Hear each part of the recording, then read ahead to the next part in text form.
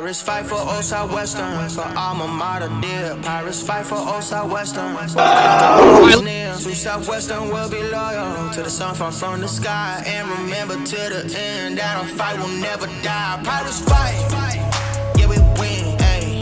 Pirates fight, whoa, to the end, whoa. Pirates fight, yeah we win, ayy. Pirates fight, yeah, to the end, whoa, to the end.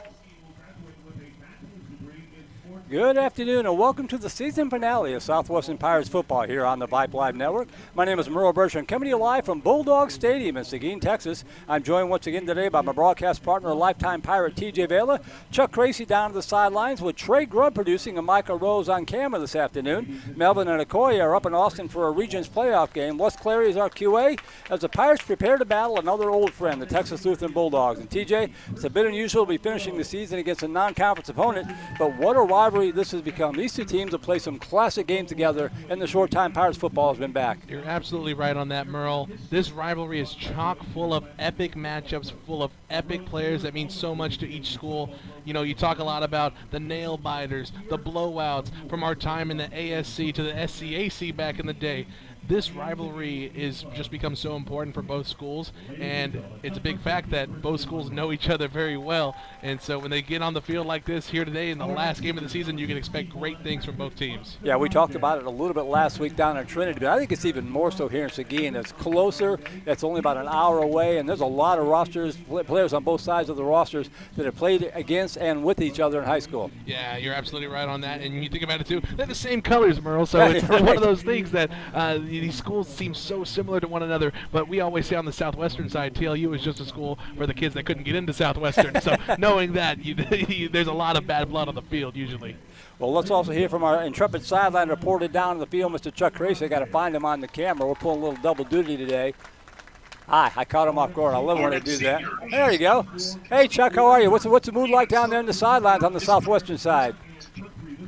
Well, right now it's just fans down here and a few random coaches and injured players. So I haven't really gotten a chance to check the mood of the team, but it is a beautiful day. There is a nice breeze.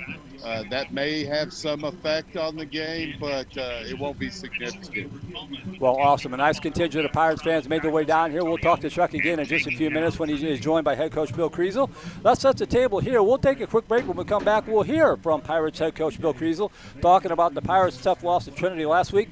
Get his thoughts on today's rivalry game with the Bulldogs, and he'll also fill you in on what lies ahead for the program. You're watching Southwestern Pirates football on the Vype Live Network.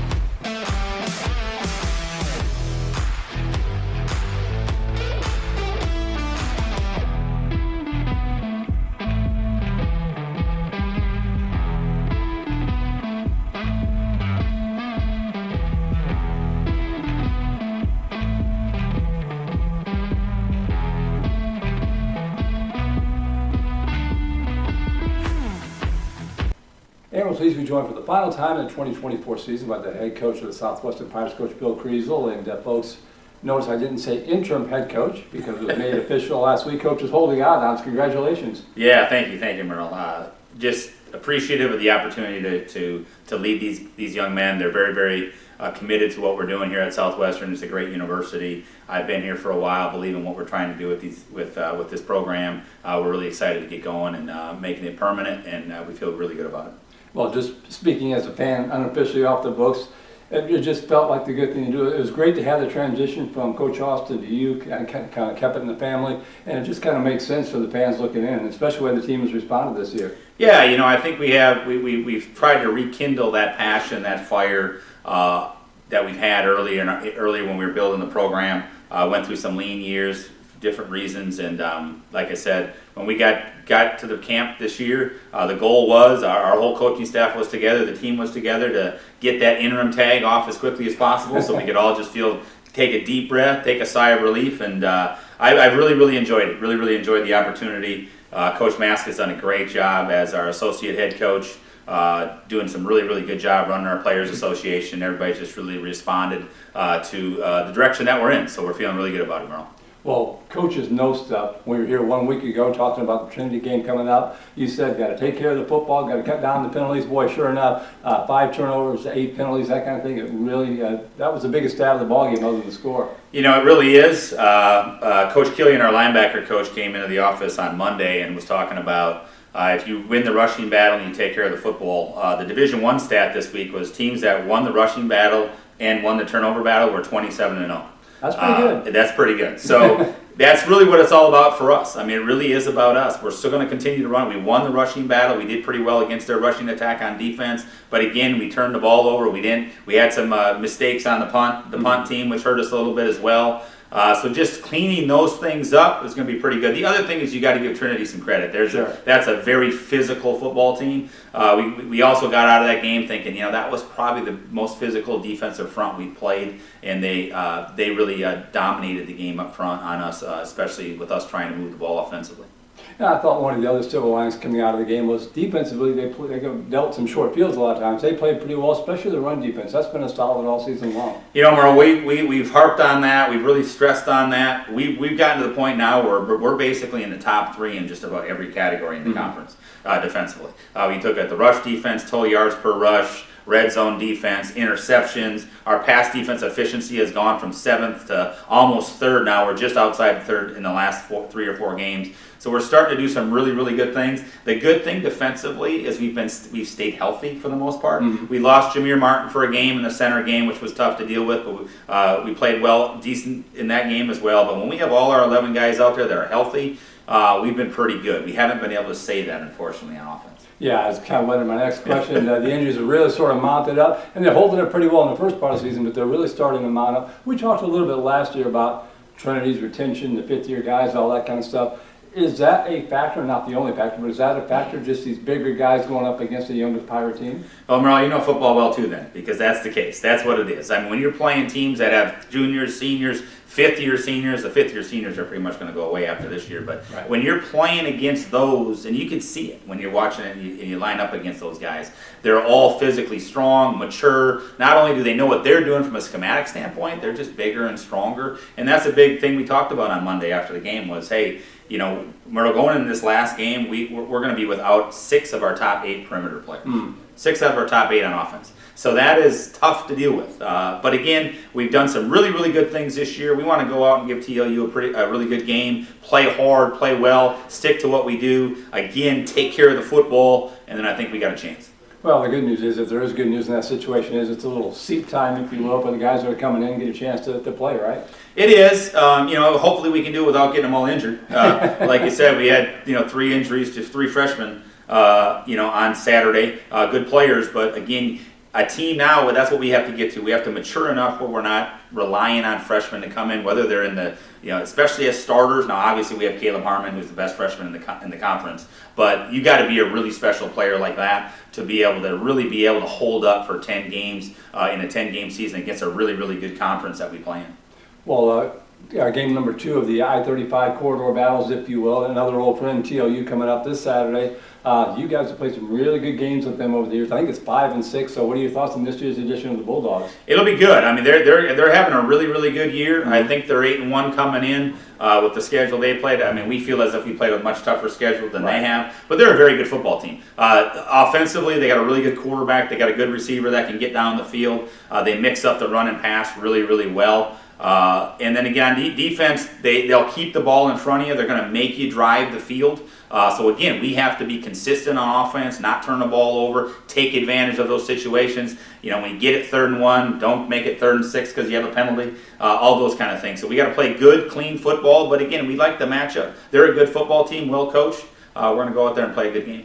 Last game of the season, obviously. Do you approach it any differently? Well, the injuries kind of factor into it, but do you approach it any differently in the fact of maybe trying to give seniors more playing time, maybe trying to get a look and sneak peek at some of the guys that are going to be back next year? Not really, Merle. I mean, every season's different. We're going down there to put our best team players out there. We're going to try to win the game. I mean, that's what we do. We're trying to win the game, whatever. So if we have a chance to get some players in, that's what we do. But there's nothing like that, Merle. This is a big game for us. This is against TLU. Right. This is a way for us to get 500 in a football season, which we haven't had in 6 or 7 years. We've made a lot of improvements, and I hope you guys have watched and seen that and enjoyed the coverage. We've made a lot of improvements. We'd like to really go down there and play well as we can, and we expect to play anybody we need to play to win the football game. Well, last chance we'll get to talk to you this year, obviously. Just looking ahead, what comes next for you? What comes next for the program? Just kind of your overall thoughts looking into the future here. Well, we're going to have a little bit of turnover on our coaching staff, so you guys will see that as we go, a few things, and that'll be something I'll be working on in terms of filling some of the coaching staff vacancies. We're also going to have this hitting the recruiting trail like right away. I mean, we're already busy doing that. And next week we'll be in the office making sure we have all our exit interviews with our players and go through all that stuff. But the recruiting part is big and heavy. We're going to try to get all our best recruits on campus on December. We'll hit the road in January and February, and we're off to the races. And the last thing for you, so many rumors flying around. Are we sticking in the SAA? Is the SDAC? I've heard both. Talk about that a little bit, and the stadium status report. Yeah, Merle, a lot of that stuff's kind of above my pay grade, I would say. But, as far as I know, respect the coaches. Yeah. I mean, as far as I know, we're staying in the SAA. It's a really good conference for us. It's a great conference nationally. We'll probably end up having 3 teams in the playoffs out of that conference. And we've had a chance to play them all and play pretty well against most of them. So we're feeling good about competing in the SAA. The stadium's on course. We got a lot of stuff going on with that. I don't have a specific date for you, but that should be happening soon. Well, I appreciate the time. It's been fun getting to know you a little bit better, and man, it's been a lot of fun this year. It went by so fast. Any final thoughts? Yeah, anybody watching, thank you guys for tuning in. We got a great cast here with Merle and TJ and Chuck and everybody that's doing a great job for us. I hope you've enjoyed us play. Thank you guys, everybody that tunes in for the support. We can't do it without all the support that we have with the university, with the production crew, with everything we do. So continue following Southwestern football. We have some really, really exciting stuff happening in the future. Thank you again for tuning in all year. Well, Coach, fun season. Best of luck, and we'll look forward to seeing you in 2025. It will be.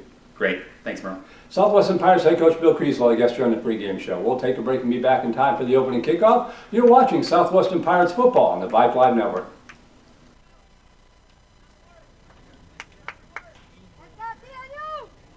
And welcome back. The Southwestern Pirates come in here at 4-5 overall, and as if on cue, Chuck has got head coach Bill Kriesel down on the sideline. Oh, now he's wandering away.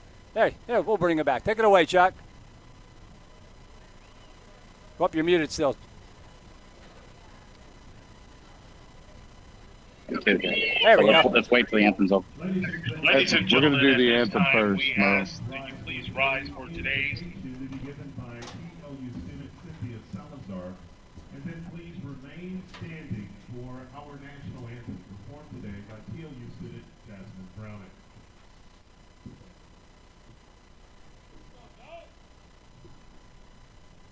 Heavenly Father, we come before you today with hearts full of gratitude and excitement as we gather for this game between TLU and Southwestern. We ask for your presence to surround this field, blessing every player, coach, official, and fan. Lord, as we celebrate senior night, we lift up the seniors who have dedicated their time, effort, and heart to this team. Thank you for the memories they created, the lessons they've learned, and the bonds they've forged. May this game be a fitting reflection of their hard work and perseverance. May they leave a legacy that lasts beyond this field. We ask for your protection over each player, that you keep them safe from harm and injury. May they compete with strength, skill, courage, but also with sportsmanship and respect for each other. We pray for the wisdom of the coaches, that they may lead with integrity, clarity, and guidance. Lord, we also pray for a spirit of unity and community in the stand, that we all who are here to cheer and support will reflect the joy and pride of this great institution. In your name we pray. Amen.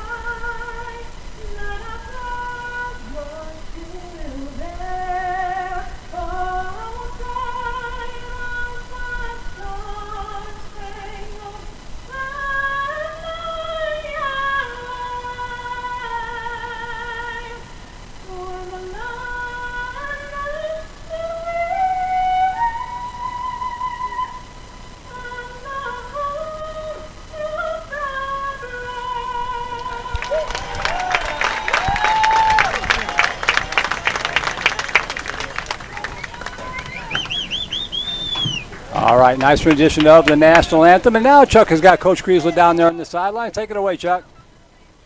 Okay, Coach. A little bit of an up and down season in your first year as head coach here at Southwestern.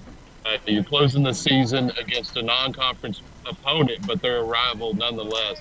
How was the week of practice, and how does the team feel going into this game? We feel good. We've been talking about positives all year, Chuck. There's been a lot of positive things that we've been doing. Our guys are playing with a lot of passion, playing hard, really enjoying what they're doing. So that's what we're going to continue to do. We're going to play hard. We're going to give TLU a good football team, give them all we have today, and hopefully we execute and play well.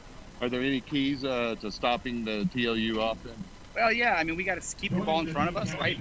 They're a good, solid running team, and they try to get big plays in the passing game. So we got to make sure we limit those explosive plays in the passing game, which we've been doing really, really well for the last 4 or 5 games. Handle their run game, which is a strength of ours. And then, of course, on offense, we got to get first downs. We got to take care of the football. So are there any injuries the fans and Pirate Nation should be aware of? Well, I'm sure you guys know we have 6 of our top 8 offensive perimeter players not playing today. So we got some guys that got to step up, play well, some things that we've been doing in practice. You'll see a little bit of difference. We're playing a few more tight end sets today, so you get to see the tight ends play a lot this week. But we had to make up for some of the perimeter players we don't have. Well, and you'll get an opportunity to develop those future assets. Well, and that's a good thing, and everything we do is all about the future. But again, we're accentuating positive, want to get off the field today with a W, and really feel good about what we did all year. Well, good luck today, Thank Coach. you.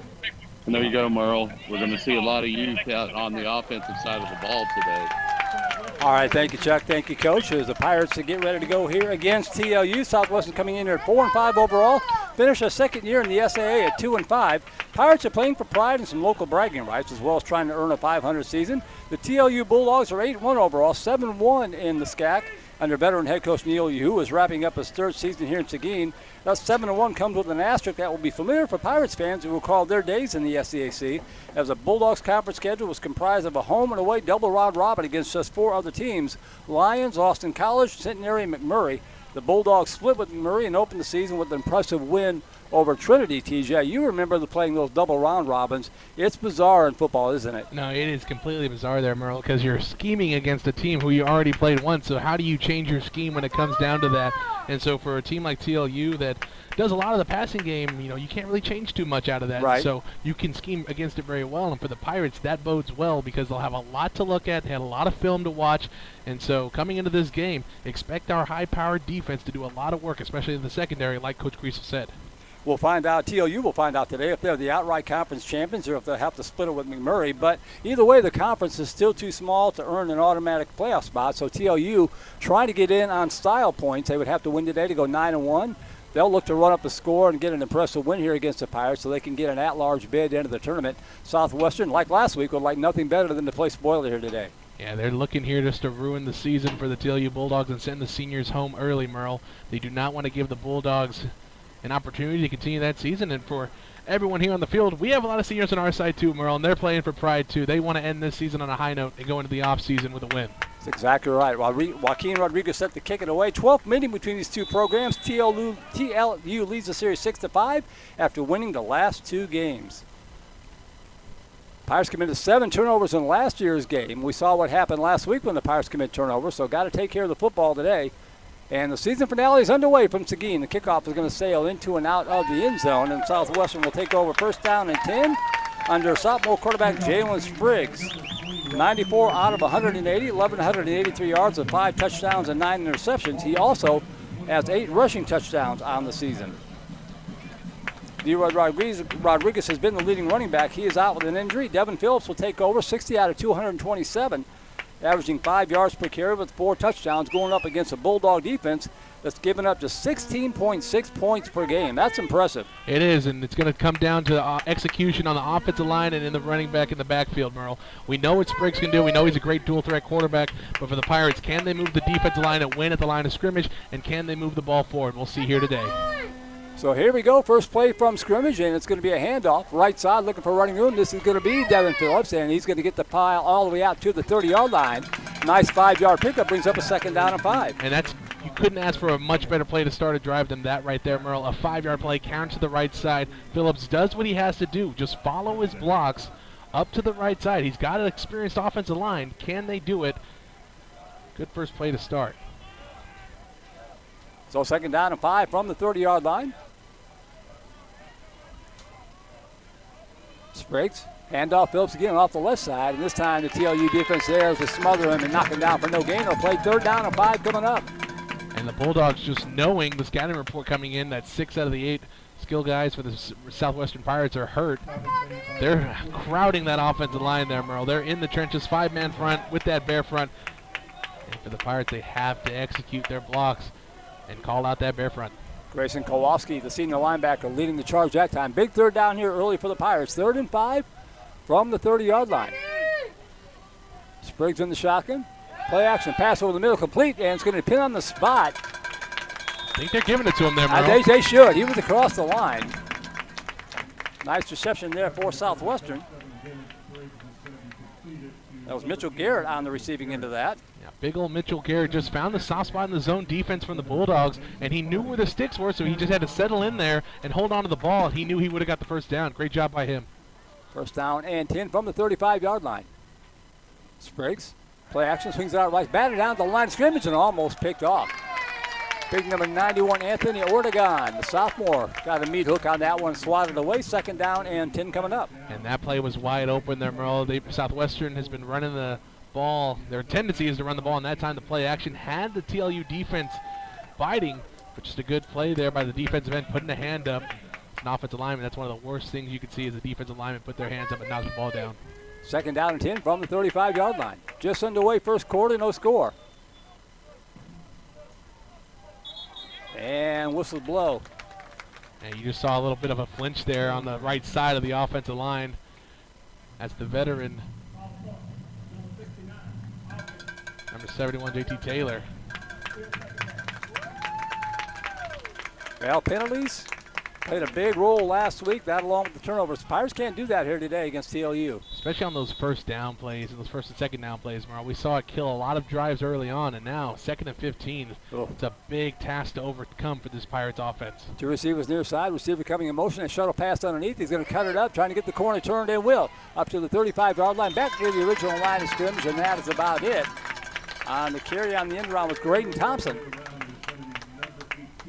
Escorted out of bounds by Sabron, Taylor, and Eddie Brown. Going to bring up a 3rd down and 10 from the 35-yard line. And Phillips picked up a nice block there to allow Thompson to spring up inside and get at least 5 yards back. 3rd and 10 here on our side of the field, Merle. We have to get at least 7 yards here to, I think, flirt with the idea of going for it on 4th down. 2 receivers left, back split to either side of Spriggs. Handoff, Phillips trying to get the corner turn left side, gets a great block on the edge, but that was a nice open field tackle. Wow. Just had a head of steam and was knocked down. I think that was number 20. Yeah, Troy Tomaselli. Yeah, Troy Tomaselli. It was perfectly blocked all the way to the left side, Merle. There was only one guy that wasn't blocked, and that is Troy Tomaselli coming in from the safety position. Looked like Sean Taylor coming down 10 yards with a full head of steam. Great tackle on the ball carrier, and unfortunately for the Pirates, that penalty, it seems like, ruined another drive. Yeah, the one guy you don't want to leave unblocked is Troy Tomaselli, leading tackler, forced a fumble, 4 picks on the season. So he's a one-man chaos machine back there. And speaking of chaos, Merle, it looks like TLU's bringing the house here. They saw the film in last week with the 3-block punt to Trinity. And whistles blow here. What's the delay going to call? That drives coaches nuts anytime, but especially in week number 10.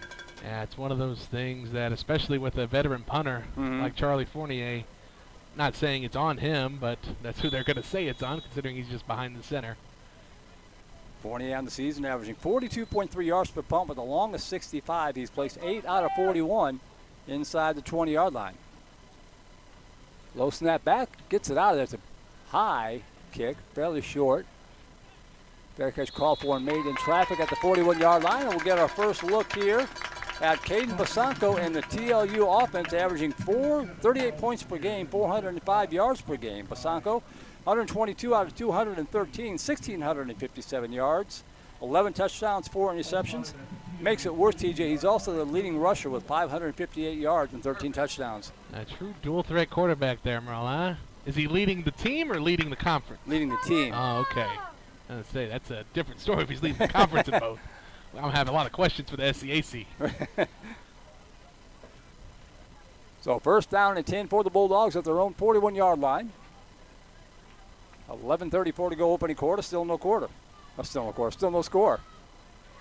So Coffee wore off on the drive down here. Say, I didn't expect you to have a second cup here today. So I was going to let anything slide that you may have messed up on. That's only your first mess up, Merle. I mean, I know, we got a lot of time left. Looks like there's some issues with the sticks, the chain gang, the head referee. There it is. We're good to go. It's a plate clock that was a little messed up. All right, you can give us an email here. SUPiratesFB@gmail.com. SUPirates, plural, FB@gmail.com. Give a shout out to your favorite player.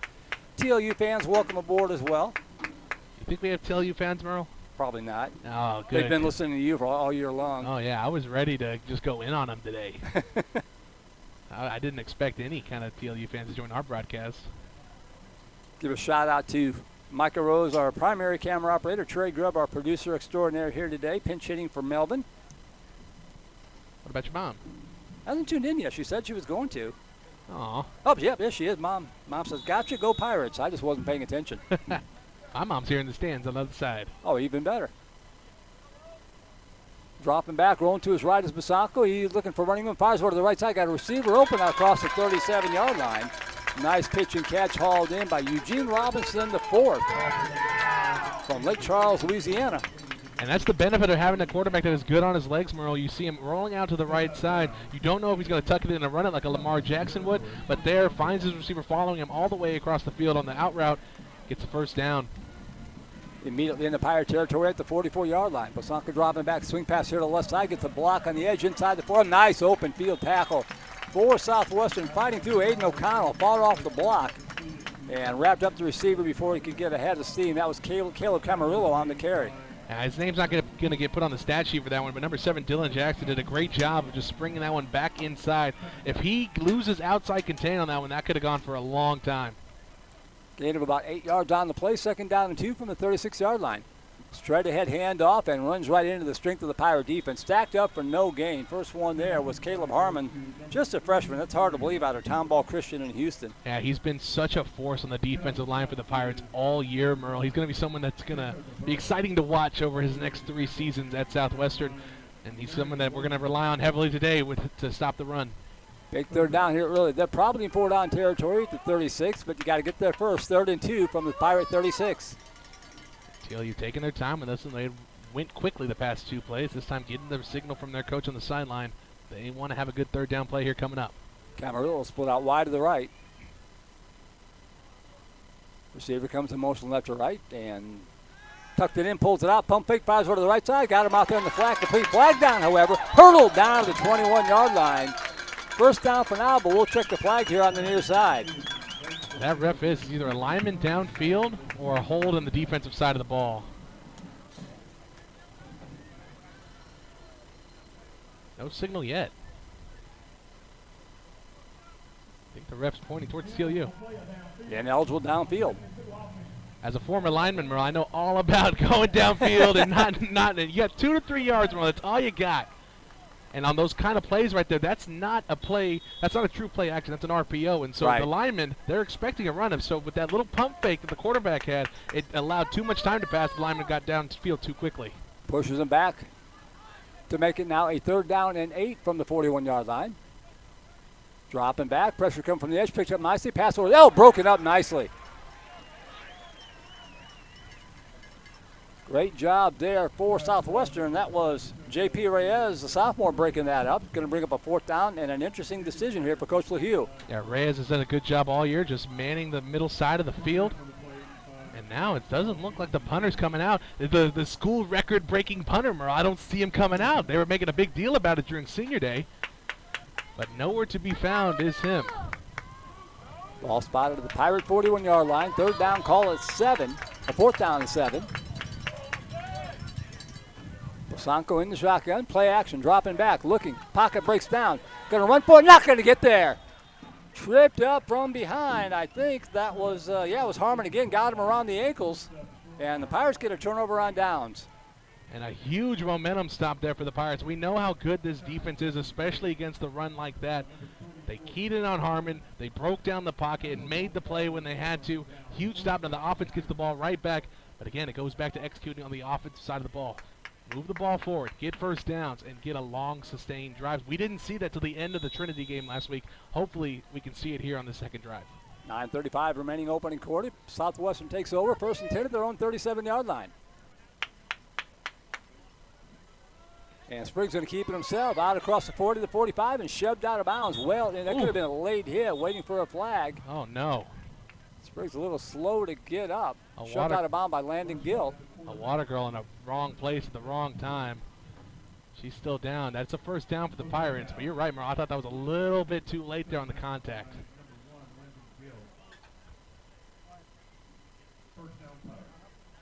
And they're turning to this young lady here on the sideline. She was well off the field, and that collision. And they're actually bringing it back, Merle. I think there was a penalty. Holding. Oh, wow. Well, that hurts. In more ways than one. Hurts both teams. They called it on Josh Taylor, and I don't think, I mean, he was blocking down. It was a counter to the right side. He's blocking down, so what I guess happened was the guy he was blocking tried to just come across his face, and he just held on a little too long there. It didn't really have a big impact on the play since Spriggs was able to get the outside. Looks like we're going to play on here, even though they're still tending to the water grill here on the sideline. Same play. Spriggs cuts it back up right side and gets a chunk of it back out across the 35 to the 36-yard line. Makes it a manageable 2nd down and 12 here. Same play, just a different look in terms of who's pulling there. This time, Devin Phillips, the lead blocker, coming around to the right side. Did a good job picking up that bigger defensive end. Got some yardage back, Merle, but it's still a long 2nd down play coming up. 2nd and 12 from the Pirate 36. Two receivers to the left. Back split to either side as Spriggs, the sophomore quarterback. He's going to follow his block. He's going to cut up the 37-yard line. That is about it. Maybe a yard pickup on the play. 96 and 53 on the stop. That would be DJ Lewis and Marvin Ferris. And sets up a 3rd and 9 here for Southwestern. And that time, number 35, Devon Hernandez, was blitzing there on the left side. He blitzed right into the play, caused havoc from the beginning. We were able to get that stop, but by having to stop him, that allows the other defenders from the defensive line to just flow really easily into the play. They made a great play on the ball and made the stop. 3rd down and 11 coming up from the 37-yard line. Two receivers left, one to the near side. Dropping back, looking downfield. Pass over the center of the field. That ball is caught. Oh, broken up in the last second. In and out of the hands of Phillips out of the backfield. Pass was broken up, and it's going to bring up a 4th down. And that's a patented Pirate play right there. The delayed running back route out of the backfield. Phillips was wide open, snuck behind the linebackers, but just a great job by the weak side safety coming in and laying the hit on Phillips, knocking the ball loose. And unfortunately for the Pirates, it's their 2nd drive that they're not able to convert. That holding penalty was huge in terms of killing the drive. 4th down coming up.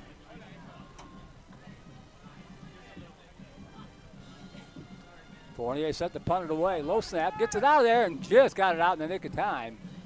Turned into a pretty good punt, takes a sideways roll, now it comes back the other way, and it's going to be TLU football on the 42-yard line. Little field position battle so far, slightly advantage TLU.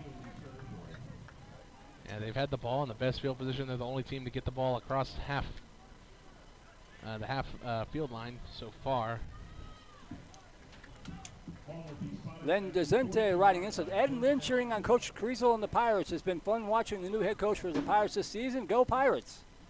Thank you, folks. Fun. It has been really fun, Merle. It's going to be a good, just knowing the vision they have for the program, it's going to be a good next few years for the Pirates program. 1st down and 10, TLU at the 41-yard line. Play action, looking right. Now he's going to run, and he's going to be dropped for a loss. That might go as a sack, I think. He's behind the line of scrimmage. Defensive linemen love when that happens, Merle. And I think you are correct. He is about at the line of scrimmage, if not an inch or so behind. We'll give him a sack.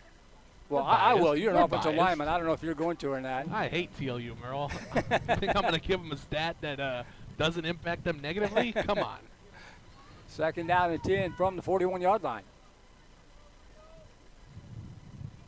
Posanco. Handoff right side and out across the 45. Breaks free. Big hit across the 50. Fumble, ball's out. Scramble for it, back at the 43-yard line. We'll see who got it. The Pirates are saying they've got it. It looked like the first person to jump on it was a Pirate. But you never know what happens at the bottom of these piles, That's right. Merle. Pirates are celebrating. Yeah, coming out of there for Southwestern was Dylan Jackson. Riker Purdy, the ball carrier, he took a shot when he broke free from the initial tackle. And Southwestern gets the first turnover of the afternoon. Yeah, he took a massive shot, Merle. He took a shot there at the line of scrimmage, then he took a shot 5 yards past, and then he took another shot 7 yards past. And sometimes you just do a little too much. If you want Chick-fil-A, you got to know what day it is. And that time he lost the ball, lost the sauce, Pirate ball here, moving forward. First down at 10 Southwestern, their own 44-yard line with 7:01 to go in this opening quarter. Been a defensive tussle so far. Spriggs, straight ahead handoff, and a nice running play out across the 50 to the 49-yard line for the Pirates. Devin Phillips on the carry. It wasn't Devin. It wasn't number Devin, 20. no. It was 25. That's Nicholas Fox out of Blanco. Oh, man, did you see what happened to Blanco this week in the playoffs? I did not. First seeded playoff team lost to number 4 Van Vleck on a last-second Hail Mary. Oh, that's rough. 3A football, Merle. Nothing gets better than that. Second down and 3 from across the midfield stripe for the first time. And Spriggs going to take it himself, trying to get the corner turn. Nice stiff arm, and he'll get to the 45-yard line. Should be enough for a Pirate first down. I think it is, Merle. That far side ref looks like he may be giving it to him. Yep, Yep, there's the indication. chains. But that's why that first play is so important on these Pirate drives, especially when we do the run play just like that. If you can get a significant chunk of yards on the first run play, it opens up the playbook entirely on those second and third down plays. So first and 10 Southwestern from the TLU 46-yard line. One receiver left, one to the near side. Handoff up the middle. Phillips this time, he's going to pound it down to about the 40-yard line. Another nice pickup on first down. Sets up a second down and about 4. That play should not have went for 5 yards there, Merle. TLU called the perfect blitz. You had Devon Hernandez on the right side this time blitzing. He had a shot at Phillips in the backfield, wasn't able to pull him down. And if you blitz like that, you better make the play because you blitz yourself out of the play if you don't. That time Phillips able to get 6 yards on that carry and give us another good second and short here. Second down and 4 from the 40. One receiver left, one to the near side. Play action pass. Spriggs, fade pattern over to the left side. That ball is batted away, incomplete. The intended target turned into the defensive back there. That ball a little bit underthrown as Spriggs threw it off his back foot. And that'll set up a 3rd and 4. And look at Chuck over there, Merle. Chuck is expecting a pass interference call. He had his hands out, and I think everyone in the stadium wearing black and gold, TLU included, was expecting a pass interference call. You heard a sigh of relief on this side and moans and groans on that side. Huge missed call on second down. 3rd and 4 coming up.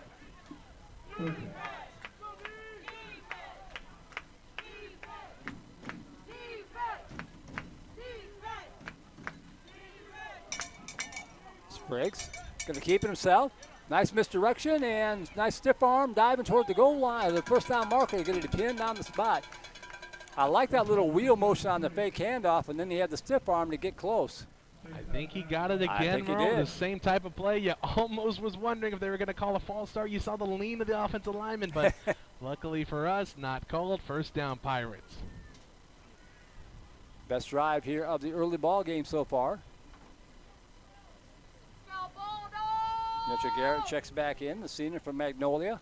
And he's someone here. If the Bulldogs are going to continue to blitz, they're going to run a lot of man coverage. He loves man coverage. He's going to have a field day if they stay in that. Draw play to Phillips. Starts right, cuts back left, spins inside the 35 down to the 34-yard line. Gain of about 3 on the play, second down and 7. I just saw a TLU defensive end get body slammed 10 yards down the field. Pobrecito, I hope he's okay.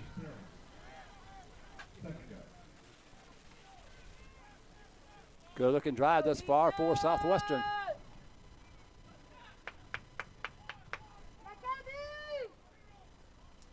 Getting close to 4-in-the-A range, but they're not thinking 3. They'd love to get 7 here and jump out on top early. High snap, handoff Phillips.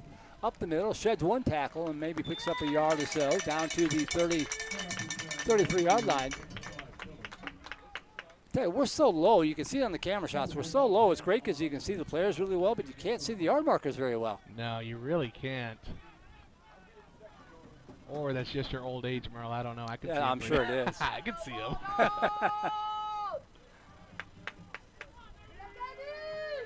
3rd and about 5. High snap again. Handoff up the middle. Bounce it off the right side. Lunges inside the 30 down to the 28-yard line. Going to be very close. That was Fox again on the carry, I think. It was Fox, and it's 4th and short. I think they may go for this, Go Merle. for it. What do you have to lose? You ain't got nothing to lose. That's right. And for a guy like Fox, who hasn't seen much action, if at all, any this year, I mean, he's already made a good impact so far. Wouldn't be a gimme field goal here from either. 45 yards. 4th down, call it 1. Looks like a number 20, Evan Koroskia is in. Freshman from next door, New Braunfels. Spriggs gets the block on the edge. Bounces to the outside, trying to get the corner turn. Spins, and I don't think he's going to get there. I think they flung him down just shy. It was that last stutter step that kind of just didn't allow him to spring forward there, Merle. He looked like he had the corner, then he gave that one stutter step, and that allowed the defense to swarm on him just in the nick of time to make the play. So a good-looking drive will stall here with 2:59 to go in the opening quarter.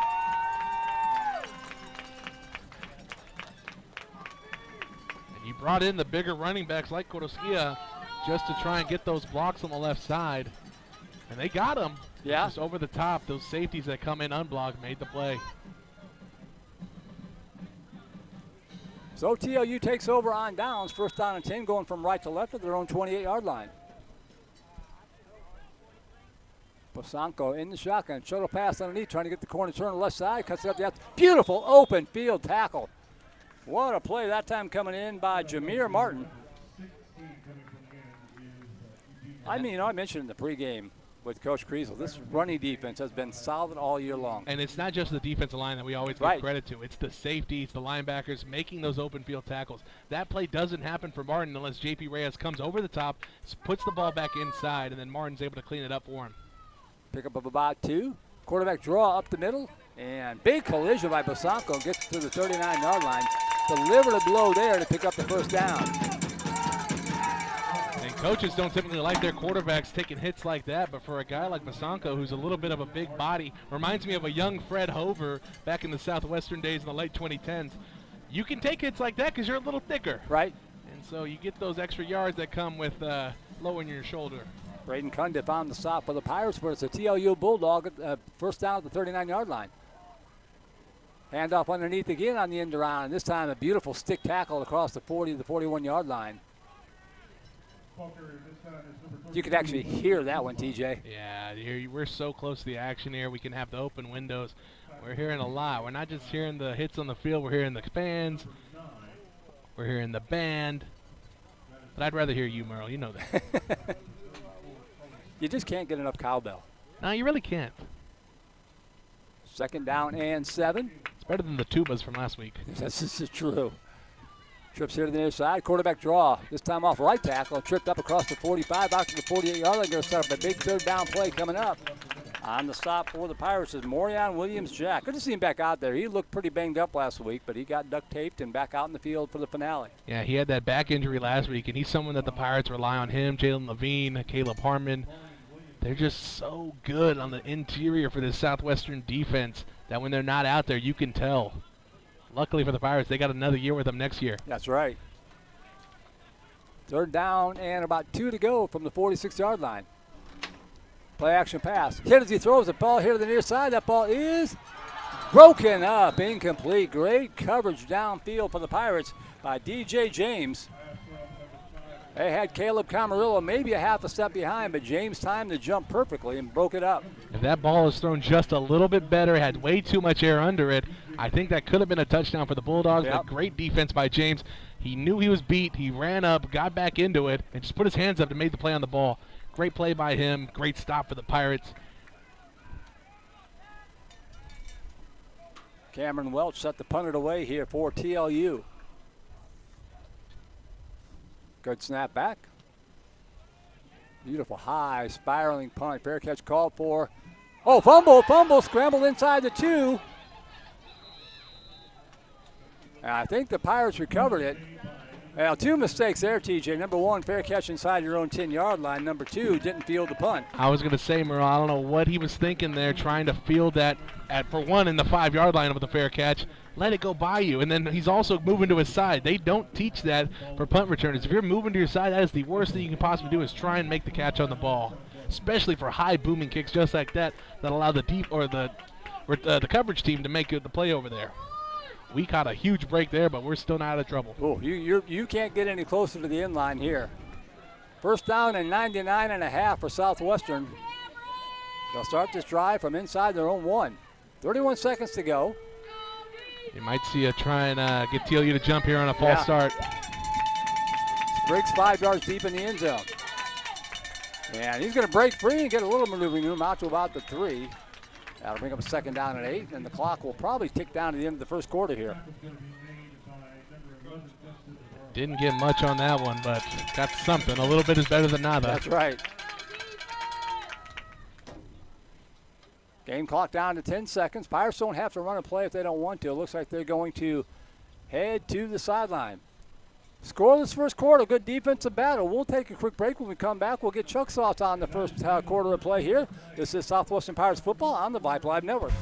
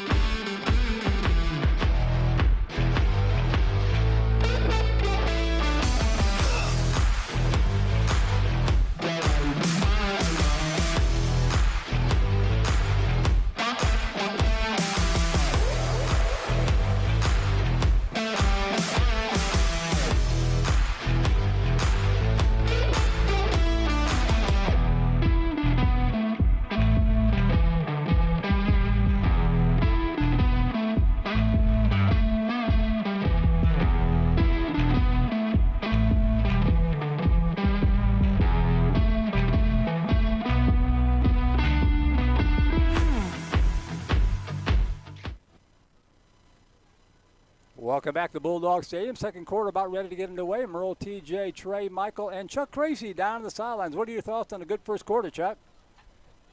Yeah, it's a pretty good battle so far throughout this game. It is indicative of any rivalry, lots of contact. But even in plays with success, the Southwestern coaching staff are still coaching. When the Pirates recovered that fumble, there was a lot of celebration, and Coach Carr imploring his men to wrap up, that would have been stopped much shorter. So a lot of intensity on the sideline right now. And that was an interference call that got not called. I knew it, Chuck. Well, you had a front row seat, man. Hey, Chuck, you got your twin next to you, huh?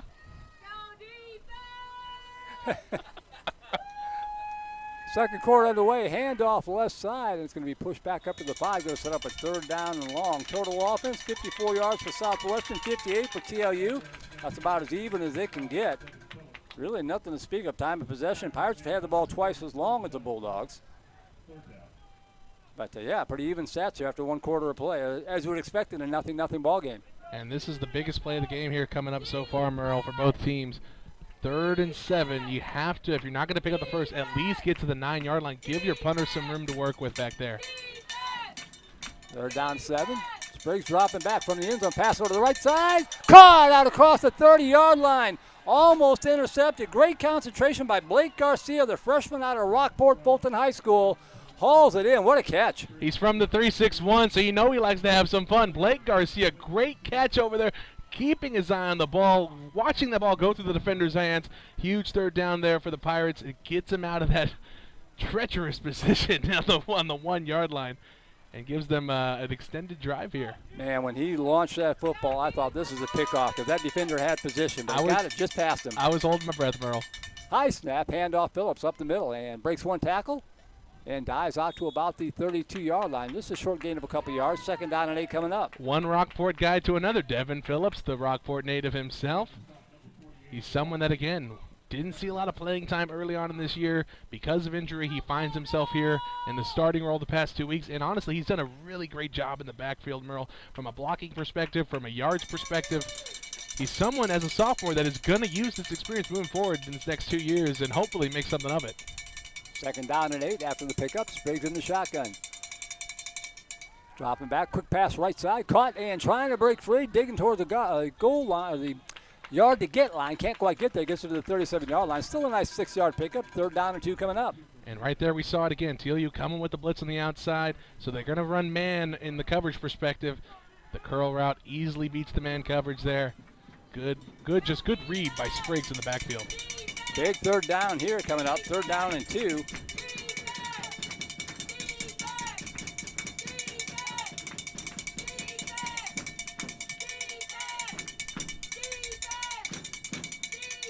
High snap, handoff Phillips right side. He's going to have the 1st down or more up to the 45, maybe the 46-yard line. And the Pirates have already picked up 45.5 yards on a drive that started inside their own 1. Man, Phillips shot through the line like a cannon right there. Just found the hole and went right up in there. Great blocking in the interior side of that right side of the offensive line. The Pirates moving the ball nicely here now after that big catch. 1st down 10 at the 45-yard line. Big Saturday afternoon. Berry, Trinity, and Center all nodded at the top of the conference standings at 5-1.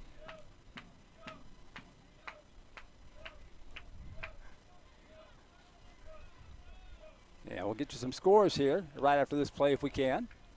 1st down 10 from the 45-yard line. Play action pass. Pressure coming from behind. Hit as he throws it. Got a receiver behind the defense. Oh, man, that pressure from the backside. He was open. They were trying to get it down the field to Graydon Thompson, but Spriggs had to get rid of it just a step too early, TJ. And right there, the pocket just collapsed on Spriggs, but I did see something that I really liked from him there. Old Spriggs, last year, freshman year Spriggs, would have just took the sack there, went backwards and just fell down. This time, sophomore year Spriggs, that has 9 other games under his belt, steps up in the pocket, delivers a good ball, had good air under it.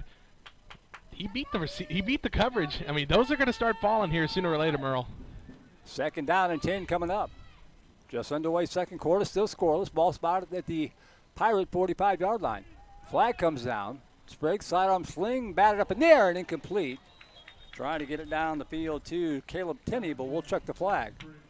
It's either an offsides or an illegal formation. Flag came down with the snap. 5 yards either way. We'll see. My guess is somebody wasn't up in the line of scrimmage. Why is he talking to the far side, ref? That's kind of weird when the flag came from the near side. Maybe he did see offsides and he was asking the far side ref. But now he's coming to TLU to see if they want to accept it, I'm guessing. So illegal formation is my guess. Yep, there you go. I don't know, Merle. I think you take that there. I do too, kind of. 3rd and 10 to 2nd and 15. Yeah, you give Southwestern another play, but historically speaking today and throughout the season, 2nd and 15 hasn't exactly been Southwestern's cup of tea. Berry leading Rhodes 9-0, 2nd quarter score there.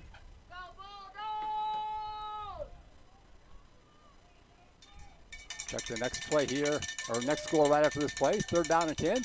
Draw play to Phillips, and he is so big hit. He crossed the line of scrimmage. Took a shot from the freshman linebacker, Marvin Ferris, and is going to set up a 4th down.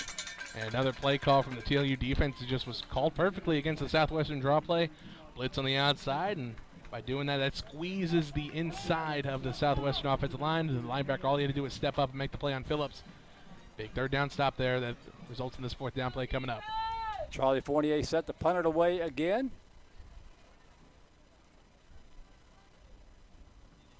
Good snap back. Fournier with a high booming punt here to the near side. Fair catch call is going to bounce and tits into the end zone. Just too much of a good thing. But you started that drive in your own 1-yard line. You pinned them down at the 20. That's a pretty good, pretty successful drive for Southwestern. You really did flip the field there, Merle, because where Fournier was going to be on a 3rd and 7 at his own 2-yard line compared to where he was there on that last punt, that's a win in your book. Coach Creasel talked about in that pregame interview with Chuck. It's those little wins, thinking positively, glass half full. You don't want to be negative like Chuck, asking all the negative questions all the time. You got to think positively, and so for the Pirates, that's a win right there. So TLU takes over 1st down and 10 at the 20-yard line. Center College over Sewanee 28-8 in the start of the 2nd half. in game 2 of our three-way tie trifecta. Handoff right side. Nice play across the 22-yard line. Good open field tackle for the Pirates by Jameer Martin. And that's going to bring up a 2nd down and 8 coming up. And we haven't really seen it all today from TLU, Merle, but the passing game just seems to be non-existent so far. True. Not sure if it's because TLU wants to establish the run game to then open up the passing game, or they just don't think they can beat this Southwestern secondary. But either way, I'm kind of surprised we haven't seen more out of it. Gain of 3. Handoff left side, looking for running room, and stacked up at the 25-yard line, right into the teeth of this Pirate defense. Andrew Christian on the carry, going to bring up a 3rd down and 5. Trinity trailing Millsaps 10-7, second quarter. Wow. Yeah. Yeah, they're playing in Millsap, so That's that true. could have something to do with it. But we did see last week that Trinity wasn't the same Trinity that we are used to seeing. Right, that's right. I mean, TLU beat them.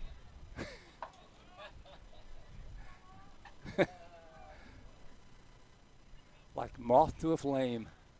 Spin left side, and it's going to be a sack. Jailbreak sack, 9 and 34. 34 will get half of it. That's Caleb Harmon, along with Cesar Navarro. You mentioned Millsap, Merle. Cesar Navarro from Millsap, Texas, from Millsap High School, comes in on the blitz there, creates havoc in the backfield, lets Caleb Harmon clean it up. Another sack for the Pirates defense, and another big play and a big stop for them. So the Bulldogs set to punt it away again with Cameron Welch. Noah Long standing at about his own 45-yard line. What breeze there is blowing from the press box across the field. Fair catch called for and made at the 44-yard line. So the Pirates have done a good job here with field position. So again, the three-way tie top the conference standings in the SAA. Berry, Trinity, and Center all 5-1, all 7-2 overall. They all beat each other, so nobody has a tiebreaker advantage there. If they all 3 win, I went deep into the tiebreaker procedures. I couldn't figure it out last night. It's a cluster, Merle. Give it to all of them. It's one of those things where, yeah, you could say you won conference, but the big thing is going to the playoffs. Exactly. And that's why this game is so important for Texas Lutheran. Yeah, they're going to be co-conference champs, but you have to make the playoffs. And by beating Southwestern, that helps them get in. If they don't do it, they don't get in. Spriggs passed over to the right side. Got a receiver just off his fingertips. Had a step again trying to get it down the field to Graydon Thompson. And they're getting closer and closer. There's a flag. Thank you. Flag in the backfield. Holding. Ugh. One of those freshmen. No, that was Garrett Davidsmeyer, number 23. The tight end. Coach Griesel talked about the tight end formation. And right there ends up hurting them a little bit. 8:56 to go. First half still scoreless. Didn't see that coming, to be totally honest. I didn't either, but I think it's just one of those things when a rivalry game comes like this, everyone's so ready to play. It's back and forth. Spriggs, handoff Phillips right side, and he's going to be flung down to the carpet after just a short gain of a couple yards on the play. Tackle made by Ezekiel Williams, another freshman. They've got some young players on this team as well for TLU. And that's the thing with both squads, Merle. They're building programs. It's not just having a good team, which is, I think, what we see a lot of in college football nowadays, having one good team 1 year at a time. Both teams are obsessed with building a program. I think we see that a lot at the D3 level because student-athletes here are expected to go to school, get degrees, and go on to do other great things in their lives, not just play football. The football stuff is just a complement of it, and so Texas Lutheran and Southwestern do great jobs of building programs and building great teams. So, second down at about 16 yards to go. Spriggs in the shotgun. Going to keep it himself and upend it across the 40-yard line back to set up a third down and about 13 yards to go. And right now, these outside linebackers for TLU are doing a great job of bouncing everything back in. They're all on the line of scrimmage, and their one job is literally do not lose outside contain right there. The outside linebacker did a great job bouncing everything back in. Spriggs had to go inside just to get anything, and he got something, made this a little more manageable. Yeah. Third down at about 12 from the 41-yard line. Spriggs, handoff, Phillips, started left, cuts back to the right, and he's going to be stacked up at about the 43-yard line, maybe a yard or so, and the Pirates will have to punt it away again. Penalties, Merle. Penalties are drive killers for this Pirate squad. That first holding penalty did us no favors. And because of it, Texas Lutheran gets another stop.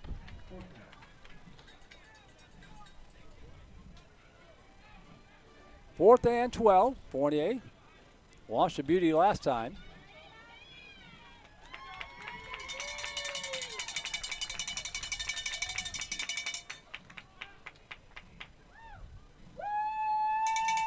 Low snap. And not quite as impressive looking, but it's going to get the job done. Takes a sideways roll and bounces out of bounds at about the 28-yard line. And TLU will take over first down 10 at the 21-yard line. This is kind of like a tennis match. Who's going to break service first? Reminds me of that Mike Tyson, Jake Paul fight from last night, Merle. Just a lot of back and forth. Who's going to win it? You really don't know. And then just starts buffering out of nowhere. Don't say that about our broadcast. We don't need buffering. That's a four-letter word. Yeah, Trey is not happy with me about that one. 6:43 to go first half.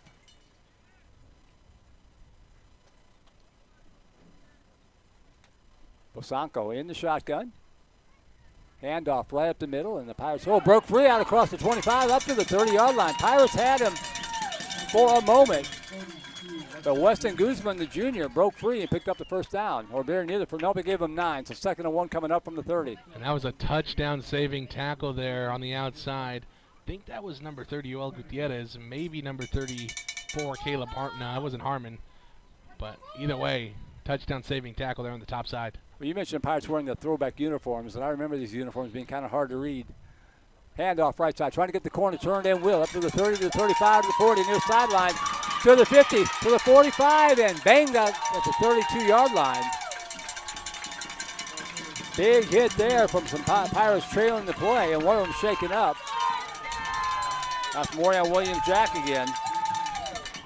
And right there, Merle, you heard me talk about on the last drive with TLU how they've done such a great job containing the outside and forcing everything back in. Right there, we lose outside contain. The running back's able to bounce it outside, and by that point, there's no one there to tackle him. We don't have a corner over there. We don't have a safety, and that's a huge chunk play. That's something we try and limit. Try and limit those big 25-yard plays for an offense, but unfortunately, they're not able to do so, and now one of our best players has to go out for a few plays. Yeah, hopefully he can get back out on the field. He'll be back next year, just a junior, but the Pirates need him now. 1st and 10 from the 33-yard line of Southwestern.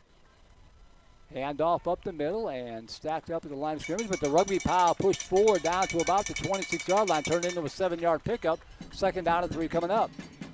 TLU sticking with the run here, running it up the middle, yep, utilizing a lot of their skill players on the outside.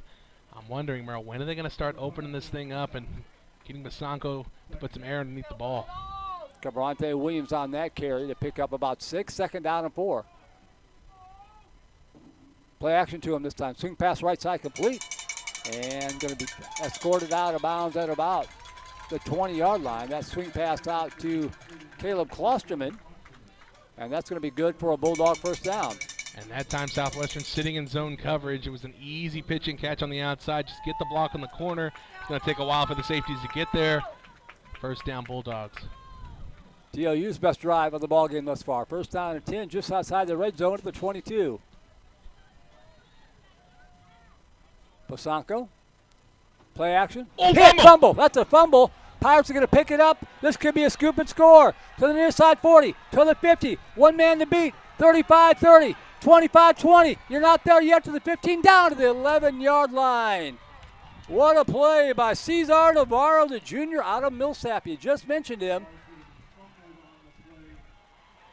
The Southwestern defense brings the boom on the TLU quarterback. He didn't see him coming. There on the blind side. Huge hit on the quarterback. Fumble on the play, and a great job by Navarro scooping that up, running it. He's not very fast. I'll give him that. He looked very slow. Looked like he was going through molasses. But it's okay because he puts the ball all the way at the 11-yard line. The first time either team have been in the red zone today. Great job, and now can the Pirates take advantage? Yeah, golden opportunity. He looked like he was competing in a tractor pull competition by the time he got to about the 20-yard line. Give him an oxygen mask down there. That's right. 1st and 10, Pirates at the 11-yard line. One receiver wide right. Handoff up the middle, and Bullhorns his way down to about the 5. Good start to the drive on the carry. Nicholas Fox again. That's Jeremiah Robinson. That's not Fox. Well, Robinson is listed as a linebacker. That's why I'm asking. That's why I wasn't sure. And Fox is listed as a running back. Yeah, it's 28. Anyway, handoff up the middle and going to be stacked up at about the 5-yard line. Granted, these are the throwback uniforms from the time that Justin Broussard was playing, so we may not have had a 28 back then. Well, the stat sheet is giving the runs to Jeremiah Robinson, but they just might be reading off the numbers. Yeah, these uniforms are old, Merle. They were here when the Obama was president. Bailey sent us on the, Jeremiah Robinson. We'll take it. 3rd down coming up here from the 5-yard line. Whistles blow. And what do we got? A timeout taken by Southwestern. It's a big play. Biggest play of the game here so far for them. They want to make sure they have everything in line to make something happen here. If not scoring, getting the first at least. Bailey Milton bailing us out, sending us to 2 deep. I forgot to check that, but he listed it, so if it's wrong, I'm going to blame Bailey. It's easy to blame Bailey. It's been a fun game. I mean, this has been a defensive tussle. This is what you want to see in rivalry games, Merle. You have both fans into it. You have 2 schools, 2 programs that are into it, and a broadcast team that is into it as well. I think you can't ask for much more than this.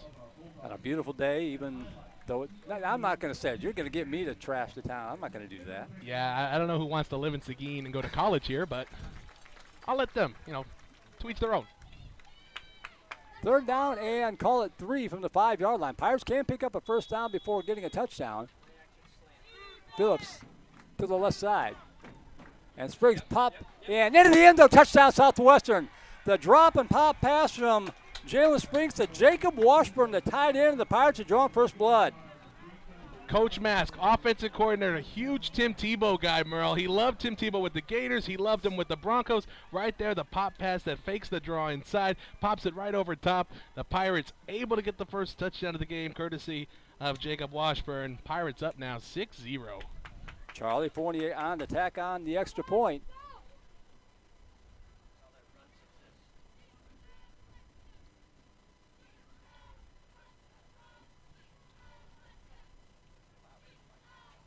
Good snap and hold. Kick is up. And it's good. 3:25 to go. First half. Pirates draw first blood. Well, Nick Mass was the original Pirate. He was. The original quarterback, won everything. Back in 2013, when I did the documentary about Southwestern football returning, Nick was the quarterback when they had like 8 guys on the team at the time. So maybe he's taught Jalen Spriggs how to do that from his days playing quarterback. The funny thing was, he is the first quarterback ever, coming back from everything. Right. He wasn't the first quarterback to throw a touchdown. That was QB2. They had to move Coach Mask on the defensive side of the ball. They said, yes, sir, you're not as good as we thought. Right. Great offensive mind, though, I will say. Well, how about that? The Pirates with the big turnover, and more importantly, they cashed in. They took advantage of it. You could kind of feel, Merle, after that big run from TLU that maybe Southwestern was starting to think, oh, we're not into this, that we're going to allow a score here. But here, after that huge sack and the huge return on the fumble, the Pirates sideline, and I'll let Chuck tell it, seems to be super hyped up into this one. Yeah, he's nodding his head yes.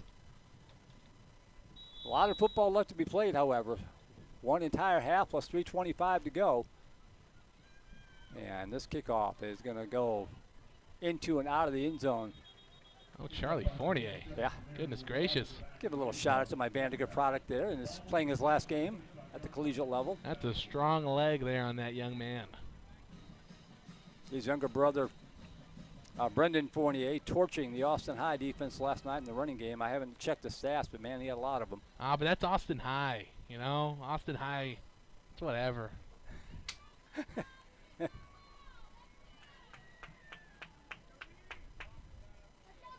No, Austin High is a great school. Grad assistant Alex Fon. He went to school there. He was one of my best buds here at Southwestern while we played there. I love House Park, the Wrigley Field of Texas high school football stadiums. Parking is terrible, but man, once you're in there, it's awesome. I got to do a game there a few years back, and it was awesome. Dropping back, swing pass left side, complete on the edge up to the 25-yard line. The Pirates swarming to it and hold it to just a 1 or 2 yard pickup on the play. 2nd down and 8. And so again, the Pirates in that zone coverage, but this time ready for that swing pass to the outside, swarming on the ball, and that all started with the corner going right up on that receiver, trying to block him, not letting him get too much yardage upfield. Complete to Cabrante Williams for the short pickup of a yard. 2nd down and 9 coming up.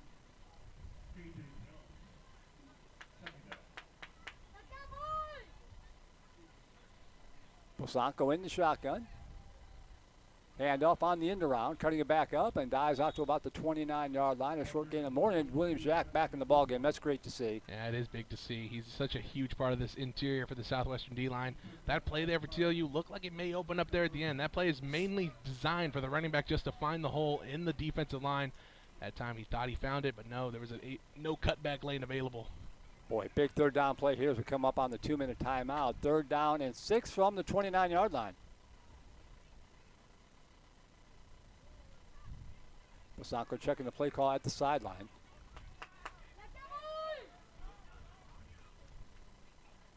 Dropping back. Pressure coming again from the edge over the middle of the field and incomplete. A 3 and out, and the Pirates will get it back with a chance to put some more points on the board. I tell you what, TJ, this is a great crowd on hand.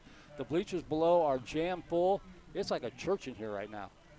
The Southwestern defense has done a great job of silencing this TLU crowd, and we did a great job of getting that lady who had the cowbell to move, I think, Merle. After that fumble, she is nowhere to be found. I think she grabbed it and said, "I'm out of here." 4th down, the punting unit is on here from the 29-yard line. Good snap back and another nice kick. Get away from it. It's going to roll inside the 30-yard line and going to be fielded at about the 21-yard line. So 2-minute timeout, 1:55 officially on the clock. Pirates lead it 7-0. Have the football back with 2 timeouts remaining, if I remember right. And let's send it down to Chuck on the sideline. Let's get his thoughts on what he's seen so far here in this first half. Chuck? Well, Merle, it's been quite a battle, as you well know. Lots of contact. There's a lot of hype here on the Southwestern sideline, especially after that fumble return. And a great play call by Coach Mask. You mentioned it, fan of Tim Tebow. He made that famous at Florida, and you see it from time to time come out in close ball games and cash it in. You've got to take advantage of turnovers in a game like today's, and they demonstrated that. Now, still a lot of football left to be played. Right. Texas Lutheran is not going to lay down. No, they're not. They're playing for a postseason berth. So far, the Pirates are doing a good job playing spoiler, but a lot of football left to go. Gosh, Chuck, I want to be that guy behind you just chilling. He's having a great time. He's hanging out, enjoying the sunshine. He thinks he's on the beach. All right, so Southwestern football, 1st down and 10 from their own 21-yard line. 1 minute, 55 seconds left in this first half. Spriggs, straight ahead handoff and gets it out to about the 23-yard line. Going to bring up 2nd down and about 7 yards to go. We started the game with the football, correct? We did. So I was going to say, Merle, this drive is so important because if you're not going to move the ball down the field on a long drive and put the ball in the end zone, you at least have to play keep away. You do not want to give TLU the ball back, whether it be through a punt. You especially don't want to give it back through a turnover, especially since they have all 3 timeouts left. Kind of surprised they're not taking one here. They're letting the clock bleed down. Southwestern happy with that. 1:23 and counting to go.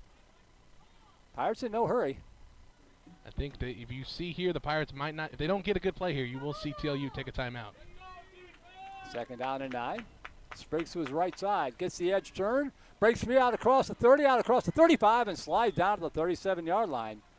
Spriggs getting it done with his legs. We'll see here, maybe Southwestern wants to take one now after that type of play.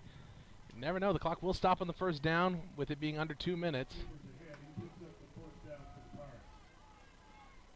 Now rolling inside of a minute to go. Pirates 1st down and 10 at their own 36-yard line. Spriggs dropping back, looking. Rolls to his left. Pass over here to the near side and incomplete. Could have been a flag. They were trying to get it down the field to Graydon Thompson, who was kind of held up there, but some contact but no flag. Stops the clock with 45 seconds to go. Yeah, I think Thompson there actually just slipped on the turf, and it looked like the defender just held him up, unfortunately for the Pirates. I don't think you want to get an incomplete pass there if you're Coach Mass, Coach Creasel, and this Pirates offense. We'd like to see at least TLU have to burn a timeout to stop the clock. Right. 2nd down and 10. Fumble, ball's on the carpet. You definitely don't want that. I think the Pirates are fortunate enough to get back on it, however. And now I'm surprised not to see a timeout from TLU, Merle. I am too. The ball's on the southwestern side of the field, but the clock is ticking down. And they can basically let it just tick down to about 1 second. 1 or 2, yeah. It's about a 1 second difference. As long as you run a play and just hold on to the ball, nothing will happen here.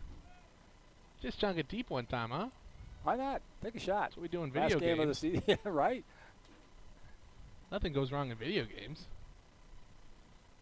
And if it does, you can just hit the reset button. Exactly. I'll unplug it. Clock ticking down. And now the timeout taken by the Pirates.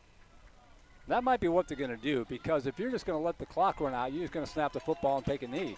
I don't know if they called the half or no, they're telling them to go back. There should be 1 second left. Yeah. Pirates clearly called the timeout.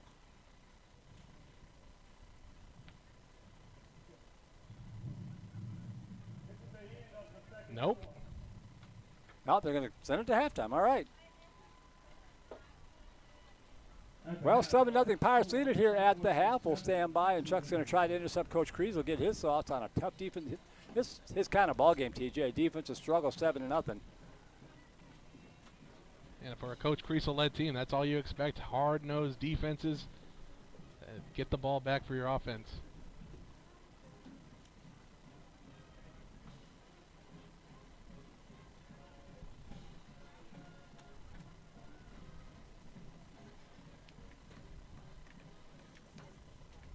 Yeah, we're still waiting. Both teams enter. There you go. We got him. All right, take it away, Chuck. You got him. All right, Coach, you're in a battle, obviously. Your defense comes up with a big play there towards the end of the second quarter. Great play called down there on the goal line for the Tebow style. I guess that's a play action. So give us your thoughts on the first half. Yeah, you know, we're playing good defense, so we're going to keep relying on that. We got to kick the ball well, we got to punt it well, we got to kick the ball well, and, you know, set our offense up with some chances to get some points. Just to keep working on offense. Again, we're minus a lot of guys, so we're going to rely on our defense, work hard, play hard, get a few turnovers, which we did today. The first half, definitely. So you're getting some contributions from underclassmen. Anybody in particular? You know, I mean, it's the same guys that have been playing all year. You know, we're playing as a team. Some guys making a big play. Blake came up with a really nice play to Brandon, the receiver, really good catch to get us. Yeah, and that sets up really well, guys, because we're backed up. If we don't get that catch, we got one out of our end zone. We were able to drive the ball out of the end zone for 50 yards. Yeah, we didn't score, but it completely changed the field position. If we can play complementary football, taking care of the football, it's going to be really tough for them to score on us. We got to keep playing it. Good luck in the second half, Coach. And Merle, there you go. Just like PJ said earlier, right after that big catch that got the football off the goal line for the Pirates. It's the little things, and he just reiterated that. Absolutely, yeah. Your thoughts on the first half of football? Just a defensive struggle. I never expected 7-0. I knew it'd be close, but not 7-0. Yeah, I'm a little bit surprised by the score. I'm not surprised by the defensive play by both teams. They've both been tackling pretty well. The Pirates can shore up a little bit of the tackling, but you've got to credit the TLU running backs because they're running that football hard. So, you know, it's real easy for me to stand on the sideline and say you should have made that tackle. Yeah, right. Well, awesome job. You know, it's kind of like everywhere you go, Chuck, there's never any cover for you. At least they got some umbrellas set up for you today, though. Yeah, I'm going to go sit there for the halftime. I think that's a good plan. Thank you, sir. We will have some specials. Chuck Tracy down on the sideline. Boy, defensive struggle indeed, TJ. Pirates, 130 yards of total offense. TLU, 111 yards of total offense today on the ball game. Jalen Spriggs, 9 out of 36. And Devin Phillips, these are the rushing numbers. Devin Phillips, 13 out of 29. Passing for Spriggs, 5 out of 11, 47 yards and a touchdown. For TLU, not much better. The leading rusher is Weston Guzman, 4 carries for 51 yards. And the passing game, Caden Bosanko, 4 out of 7 for 29 yards. He's been sacked twice. We've talked about the run defense. How about the pass defense for the Pirates today? The pass defense has been really, really good, Merle. It's, Coach Kreisel alluded to it when he was talking to Chuck pregame, that the secondary just does a great job covering. But something we haven't really talked about all year, just because of how good the offensive line play has been, is the fact that when the secondary does a good job, especially in zone coverage, it opens up time, gives more time to the defensive linemen to make plays in their individual battles and then get to the quarterback. Granted, that sack came from a perfectly timed blitz, but for right now, I think the great defensive play in the secondary leads to great defensive play in the interior and vice versa.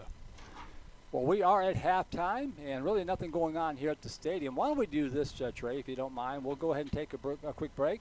When we come back, we'll replay the pregame interview that we had with Coach Kriesel in case somebody tuned in late and missed that, primarily because he talks about what's coming up next for the Pirates. So we'll take a break. When we come back, we'll hear from Coach Kriesel. I'll get the SAA scores put together for you, and we'll be back for the second half kickoff. Southwestern Pirates football this afternoon from Bulldog Stadium here on the Vype Live Network.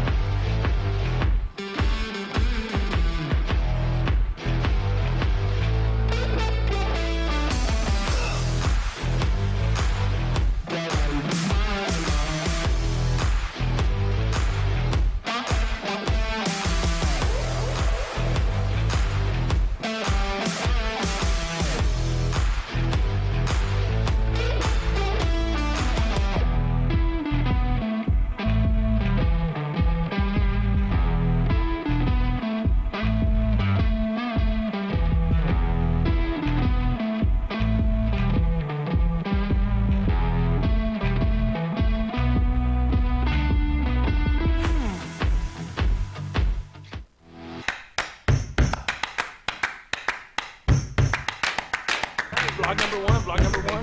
Well, first off, thank you for being here.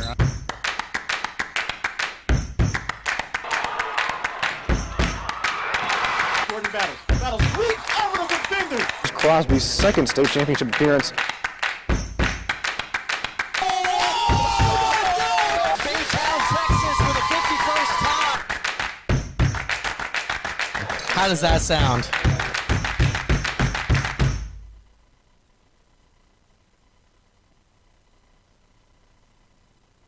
Pirates fight for old Southwestern, for alma mater dear. Pirates fight for old Southwestern, to Southwestern will be loyal to the sun from the sky. And remember to the end that our fight will never die. Pirates fight, yeah we win, ayy. Pirates fight, to the end, whoa. Pirates fight, yeah we win, ayy. Pirates fight, yeah, to the end, whoa, to the end.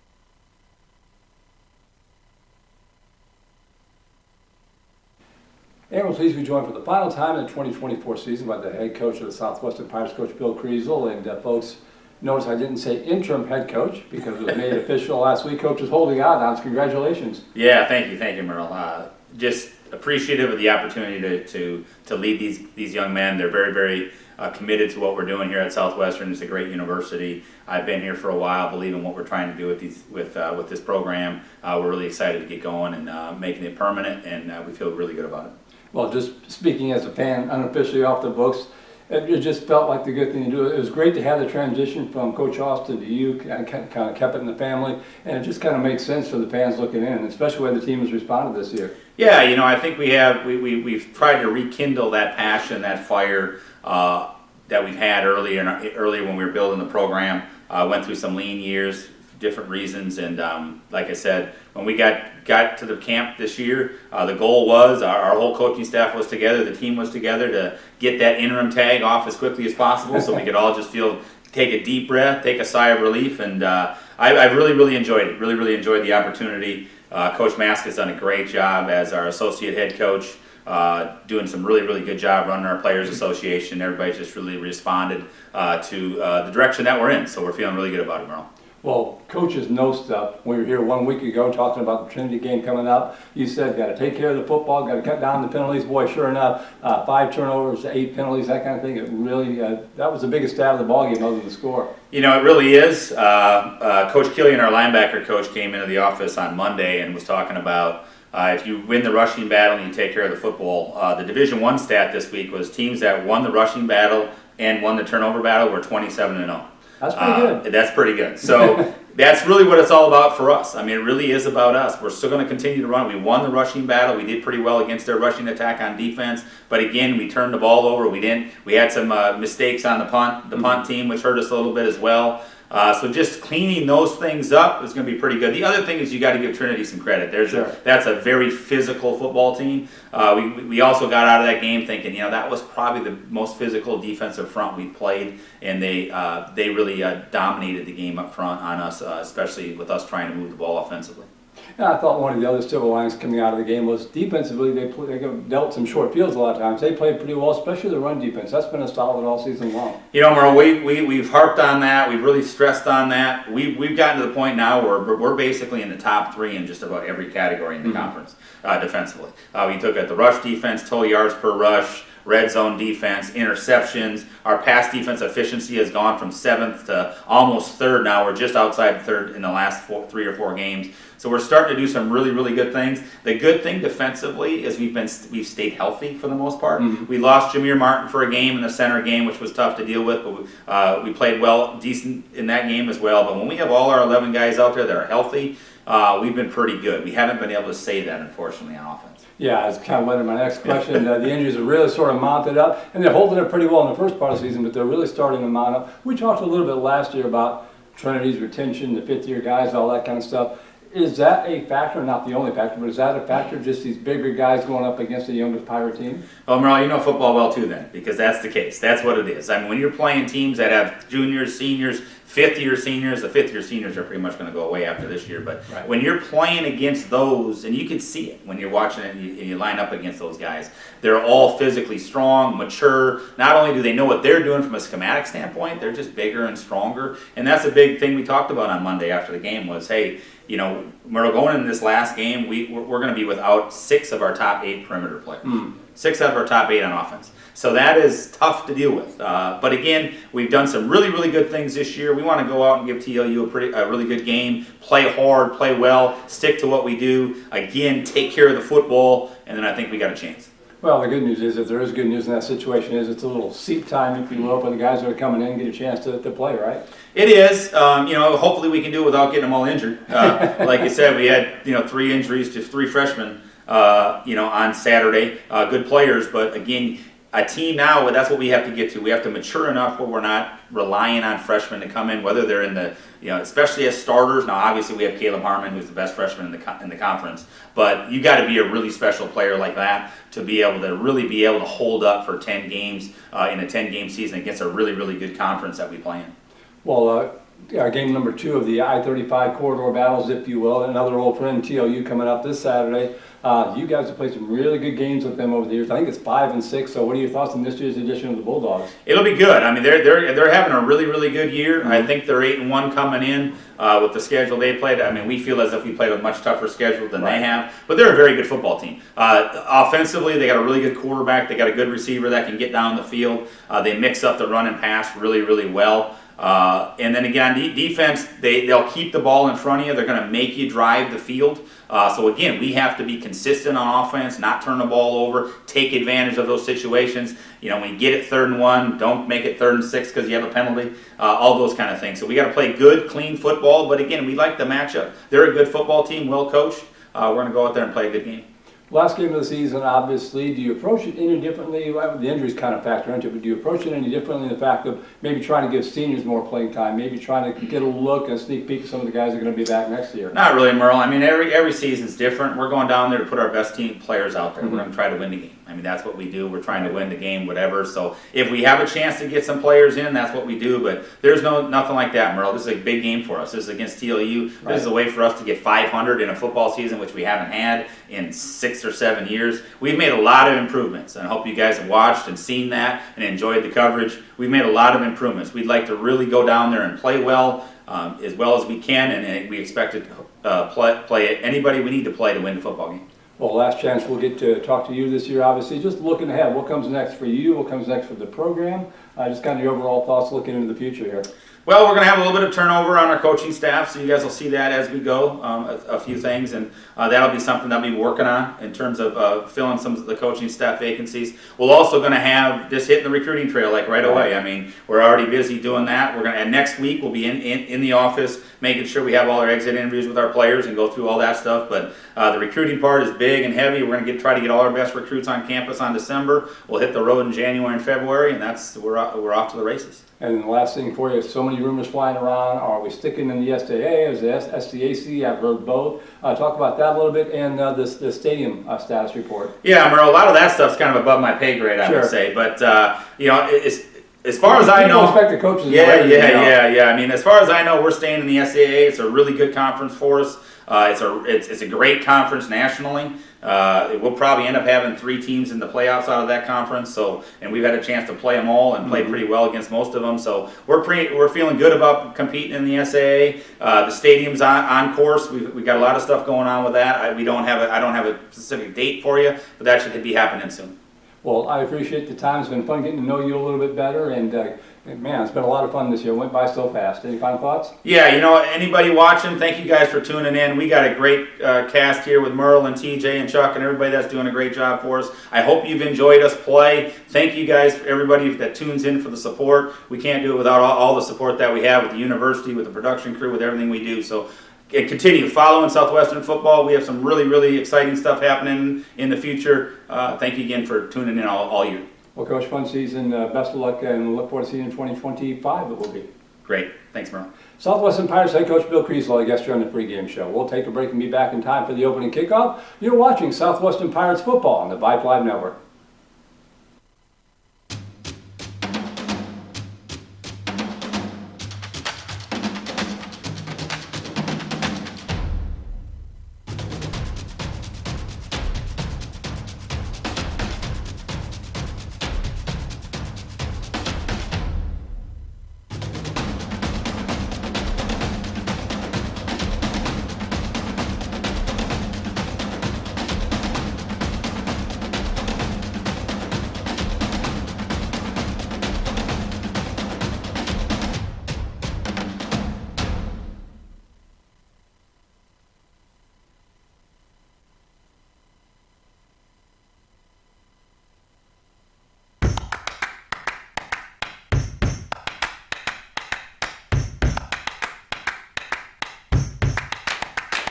Vlog number one. Well, first off, thank you for being here.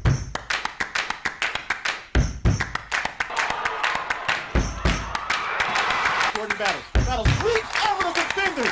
Crosby's second state championship appearance.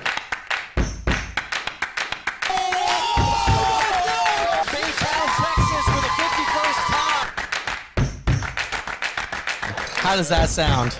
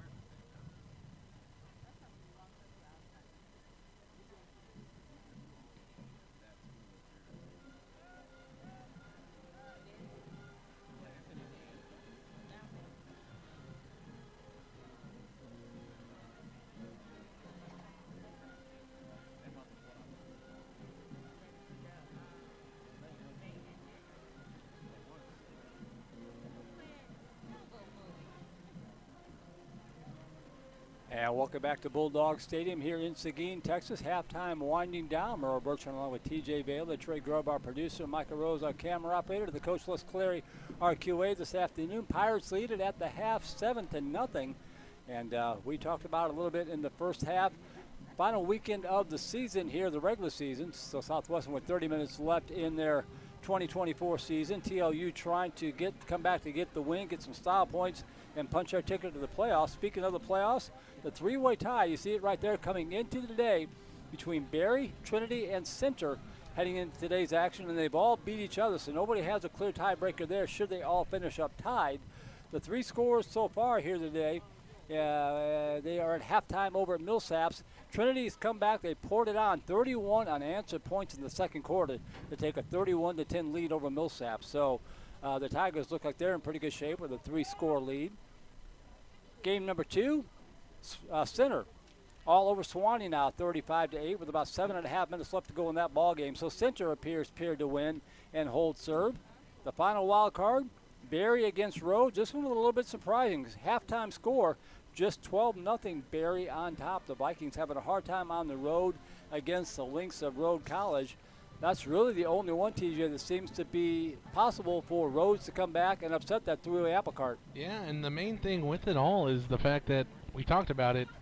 Even if Berry was to lose that, what is the tiebreaker? Like, there's so many different ways to go about it that, what is going to be at the end of the day what matters most for them? Well, if Berry were to lose, that would create a two-way tie between Trinity and Center defeated Trinity. So Center would get the tiebreaker. Wow. So if it's a two-way tie, it's easy to figure out. If it's a three-way tie, they all beat each other. They're all 1-1 against each other. So Center, who came in ranked 3rd in the preseason, could sneak their way up to conference champions. Right. Now, if it winds up in a three-way tie, the first tiebreaker is their record against each other. They're all 1-1. Yep. Their record against the other schools, which if I did my math right, that is all even. Yep. Then it gets down to points and all that kind of stuff, and I just kind of gave up and fell asleep at that point. And that's why we talked about why last week was so big for Trinity in terms of scoring in the second half, which they weren't able to do against this Pirates defense. They only go, what was it, like 2 field goals, 3 field goals last week, and then we ended up coming back and scoring a touchdown as well. And as we're talking, Berry has tacked on another 6 points here to start the second half. So they lead it now 18-0. Sure looking like all 3 of those teams are going to win out and finish up the conference play at 6-1, finish up the regular season at 8-2.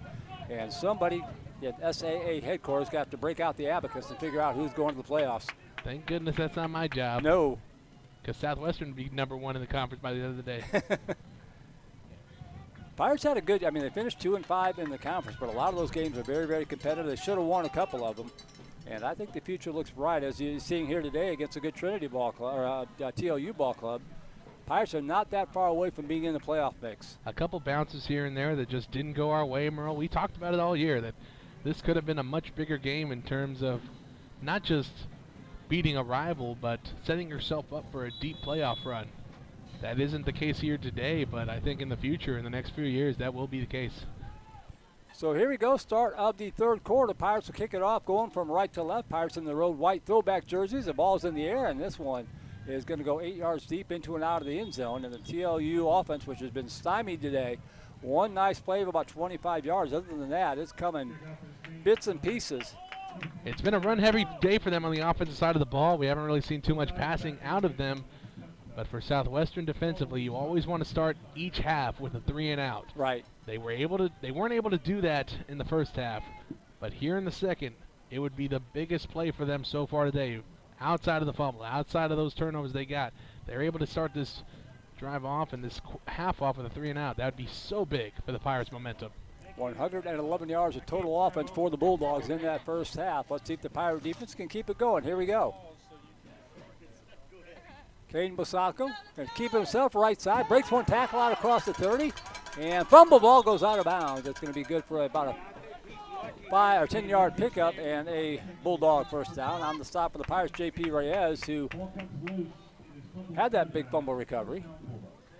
And that was the one thing in the first half that we had talked a little bit about, was breaking tackles there, Merle. And they're actually not going to give them the first. I can't tell, Merle. No, they are. The change games is able to get set up. It was the missed tackles opportunities. And we see it here on that first play. That's their fifth first down And there's another one out across the 45 to the midfield stripe out to the 50. So TLU has found something here against this Pirate defense. Two nice plays to start things off. On the carry once again was Riker Purdy. And again, another play where missed tackles creates a big run for the Bulldogs. Trips wide left, one here to the near side. First down and 10 Bulldogs at the midfield stripe. Bosanko play action swing pass left side complete on the edge and going to be dropped almost immediately at the 48-yard line. Gain of about 3 yards on the play. Going to bring up a second down and 7.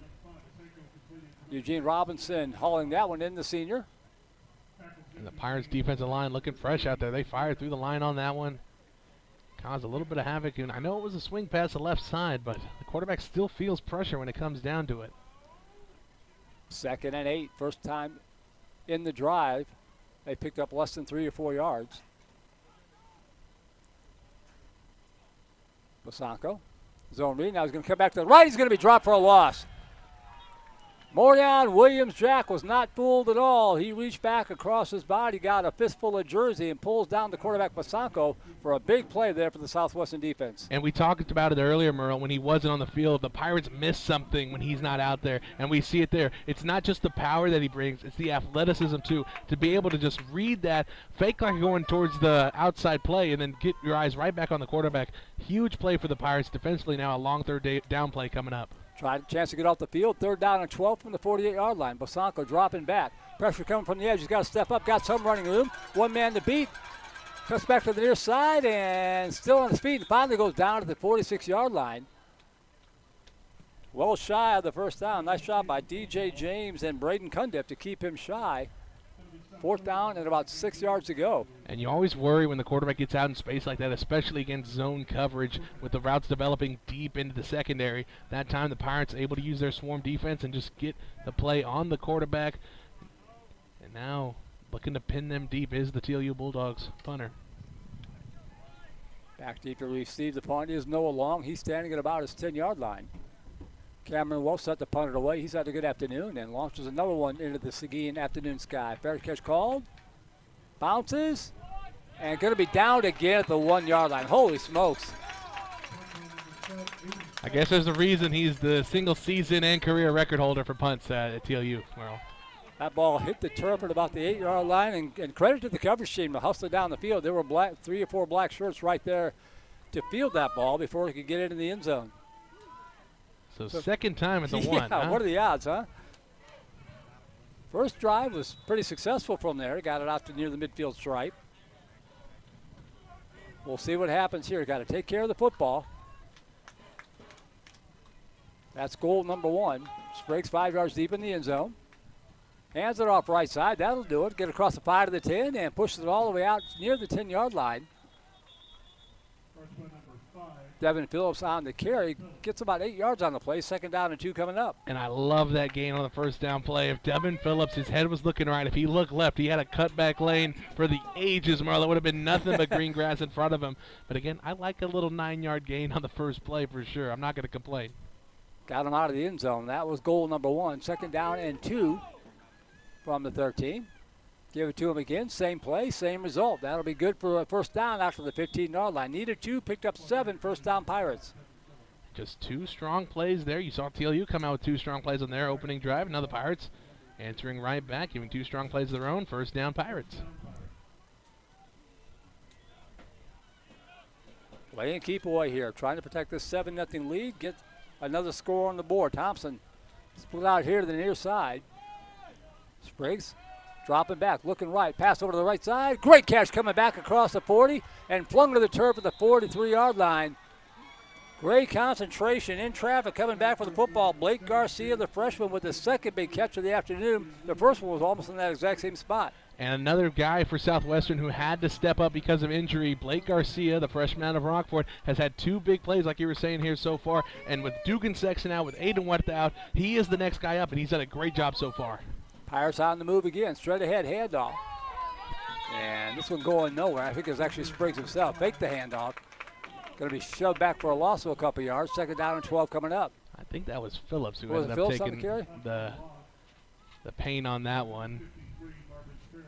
He disappeared amongst the black shirts before I even got a good look at the ball carrier. They give him no gain, so 2nd down and 10 coming up. And there the Bulldogs are just on an inside stunt. Southwestern pulling their left tackle and left guard. And they were able to sneak inside of that pulling guard and tackle and make the play in the backfield. 2nd down and 10. Phillips lined up to the right side. This time it's going to be Spriggs on the carry. Bouncer to the right side and upended at about the 44-yard line. Maybe a 1-yard pickup on the play, but that is about it. Going to bring up a key 3rd down and 9. Sean Blanks, the sophomore linebacker, on the stop.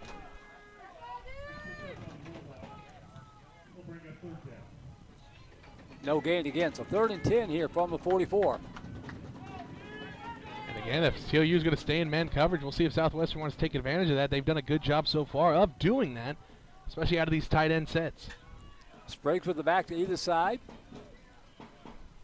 Handoff right side to Phillips. Bouncer to the outside and gets it across the 50, near the 1st down marker, maybe a yard or two shy at the 48-yard line. Good second effort there on the right side by Phillips to make a 2-yard pickup turn into about an 8-yard pickup. Boy, do you go for it here? It was more than I thought Phillips would get on that, Merle, and that makes this question a lot harder to answer. It doesn't look like they will.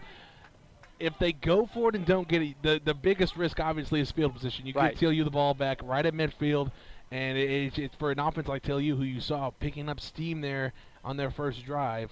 Do you want to give them that opportunity? I think Coach Creasel says right now, no. Haven't had a fake punt all season long. Well, they uncork one here, 4th and 2.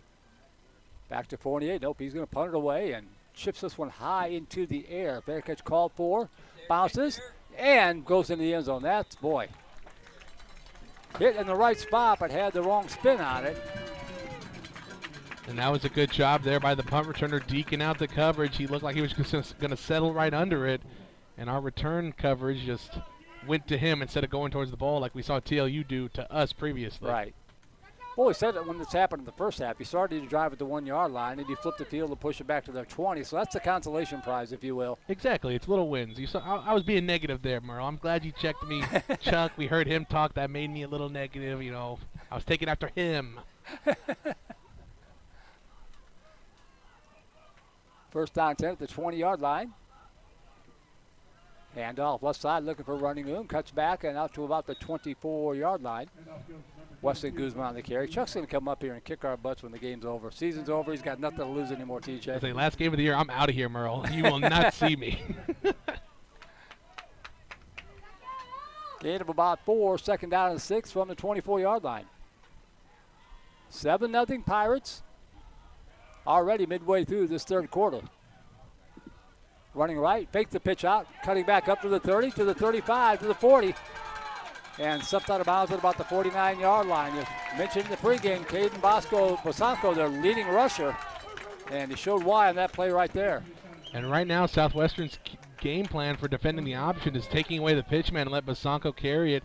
That works if you're going to put a hit on the quarterback, but there, Bosanko able to just scamper out of bounds and get the 1st down himself.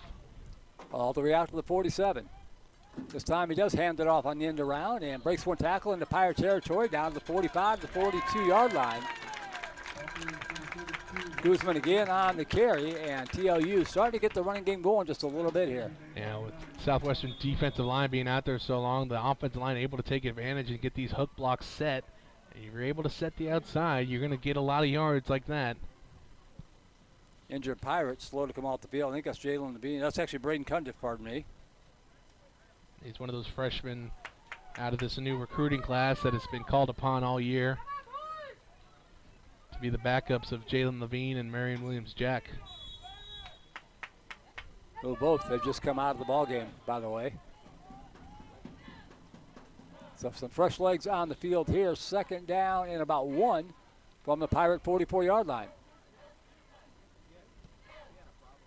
Bosanko straight ahead handoff off the right side. Going to have the 1st down. Dives inside the 40 down to the 38. On the stop for the Pirates, Jameer Martin. 1st down, TLU Bulldogs. TLU here getting their legs offensively. 2 good drives so far here in this 2nd half. Cabronte Williams on that carry. He stays in the ball game here. Line up to the left side. Running left, Bosanko is going to be wrapped up at the line of scrimmage and knocked down. Great job getting through the offensive line and holding that one for no gain. And that time, Basanko didn't even look for the pitch man. He was just looking for a gap to open. Once he saw it, he went right up in it. But there was no gap to be found. Good job by the Pirates just filling in on the backside. Second down and 10 from the Pirate 39. One receiver left, two to the near side. Basanko.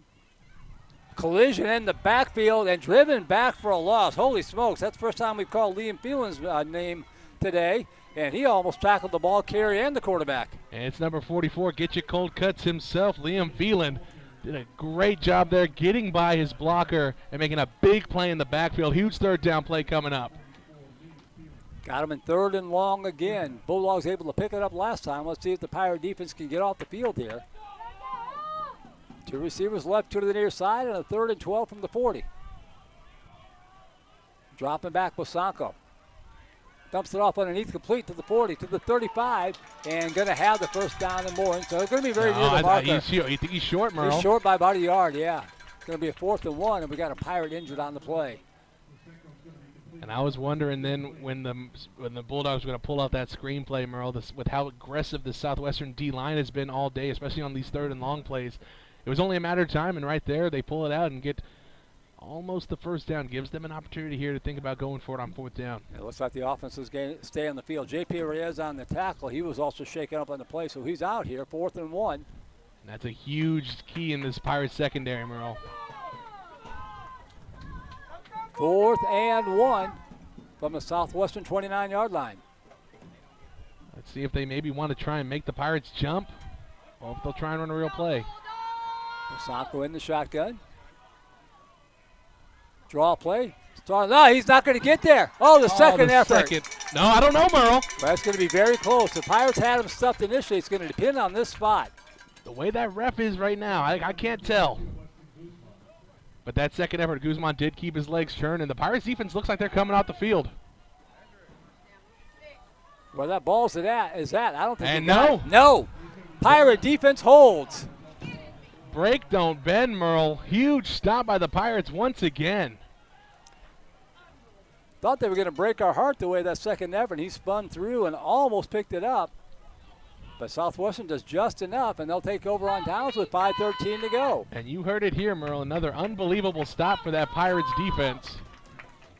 And they'll take over first down here.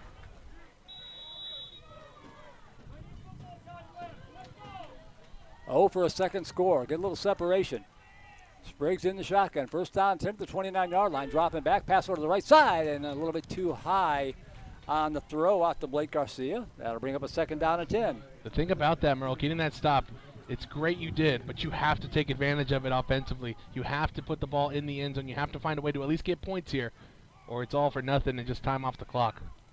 Yeah, because keep giving this Bulldogs offense opportunities to tie this thing up, and they might eventually break through. And Spriggs going to keep it himself on the nice play fake out to the 35 and near the first down marker, going to be about a yard shy where the referee is at. Going to bring up a 3rd down and 2. That was a nice play fake to the left. I was just about to say there, Merle, great play call. You have everything flowing to the left side. You have the counter going left. You have Devin Phillips going left. The only person going right is Jalen Spriggs and 2 wide receiver blockers. Good 9-yard gain there to make this a much more manageable 3rd down play coming up. Center is taking care of business. They defeated Swanee today 35-8, so they improved to 6-1. 3rd down and 2. Handoff up to the right side and going to be stuffed. They gave it to him. He got the first down. He got across. He just took that ball across the line. It'll be a first down Pirates. You know, next to my mom, that far side ref is my favorite person in the stadium right now, Merle. And there's a lot of people in black and gold who are cheering for him right now. They just seem to be on our sideline. I don't know what's going on. Jeremiah Robinson picking up the first down. He's listed as a linebacker, and he ran that ball like a linebacker there. You know, you have all those injuries. You have guys that have to just step up in certain positions. Jeremiah Robinson, who came in as a linebacker, probably had to do so at the running back position. Spriggs this time off the right side. Out across the 45 to the 50. Cutting it back to the 47-yard line. Needed 10 yards, picked up 13. First down Pirates. Jalen Spriggs following big number 79, Trey Flores, who took his man 10 yards down the field and plastered him on his back. Oh, my goodness, Trey Flores. Behave out there. 6:25 to go 3rd quarter. Barry leading Rhodes, but just 20-7. Still 2-possession game. at Rhodes.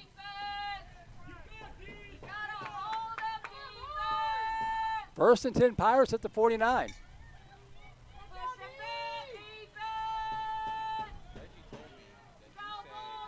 Spriggs in the shotgun. Quick drop, looking, good protection. Pump fake, Pirates over the center of the field into double coverage. That could be pass interference, but no flag. Boy, he had once again Blake Garcia between two defenders, just couldn't quite hang on to it. A little contact, but no flag. Blake Garcia was wide open. I think the only thing that defender had that benefited him was that he messed with the arms of Blake Garcia, didn't allow him to get his hands on the ball. Right. And that backside ref couldn't see that action. You know, you'd hope that this near side ref and the back judge could see it, but no, he wasn't able to do so either. That ball's a little more forward. Blake Garcia runs the end zone pretty easily, Merle. Second down and 10 from the Bulldog 49.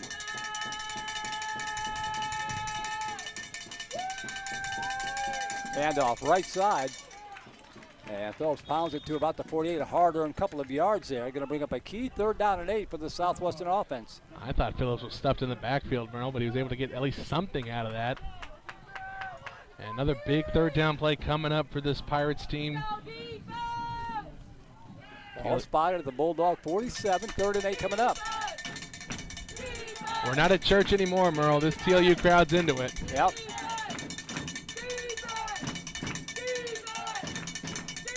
Spriggs in the shotgun, high snap, and the foul's blocked his right side to the 45-40, 35-30, to the 25, and knocked out of bounds to the 22-yard line. Jalen Spriggs doing it again with his legs. First down, Pirates. And we are back at church now, Merle. The TLU crowd is back being quiet again, but another perfect play call. You have the design quarterback run to the right side. Everyone is sweeping towards that right side, and basically everyone has to get their blocks in that time. 100% of the Pirates players did. Spriggs, all you had to do is run up the middle and get that first down. Pirates already within range of Charlie Fournier, but Southwestern not thinking 3. They'd like to punch us in with 2:39 to go 3rd quarter. To receive is wide right. Spriggs, handoff Phillips, up the middle, breaks the tackle inside the 20, down to the 19-yard line. Southwestern in the red zone again. And right now, Merle, it just seems like TLU is blitzing themselves out of these plays with these long developing runs like the counter to the right side. And these blitzers coming from the outside, they are just missing the tackles in the backfield, allowing Devin Phillips to step up and just get these extra yards. 2nd down and 5 coming up. There are just certain plays as an offensive lineman you love to see blitzes happen. The counter, the option, all those plays they bode well for those blitzes, especially on the outside. To receive is wide right again for Spriggs. Phillips, and this time going to be dropped for a loss. Nice penetration on the backside for TLU. Number 53 on the stop. That's Marvin Ferris, a freshman out of Lamar Consolidated High School in Houston. Now, you mentioned we're in Fournier's range. I would love points here, but just given the fact that we're right here in the red zone, we were in the red zone, we'd like to see 7. 3rd and 6 after the loss of a yard from the 20-yard stripe. Mitchell Garrett split out here to the near side. Over on the far wing is Graydon Thompson.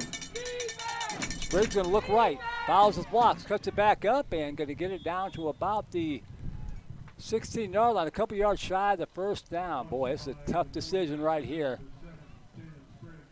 16 to be a 33-yard field goal, and Fournier is going to trot on here to give it a shot. On the season, Charlie Fournier, 7 out of 11 in field goals with a long of 43. Certainly within his range. The wind has shifted directions. It's now straight at his back. From the far hash. Good snap and hold. Kick is up. It's got the leg. Did he get it through? He did, and the Pirates lead it by 10 with 1:34 to go. Actually, 34 seconds to go. With ice in his veins, Charlie Fournier, the senior out of Vanderbilt, comes through once again for his team, makes this a 2-score ball game. Great drive there, Merle. Started out on the 1-yard line, got it out here in the red zone. Weren't able to put a touchdown on the board, but we're able to put 3 points on the board. Got some points. 34 seconds left, quarter number 3. Southwestern now leads it 10-0. Email still open, SUPiratesFB@gmail.com. SU Pirates plural, FB gmail.com if you want to give a shout out to your favorite player on either side. Feel free to correct me too, Merle. This wasn't the drive that started on the 1. This was like on the 20. That's right, yeah. You know, offensive linemen, we get hit in the head so much. Memory's a little foggy sometimes. Well, the defenses have been in such control. The drives are kind of blending together. Yeah, it's almost like one big drive. They really are. And then these teams, they have the same colors. I can't even tell half the time.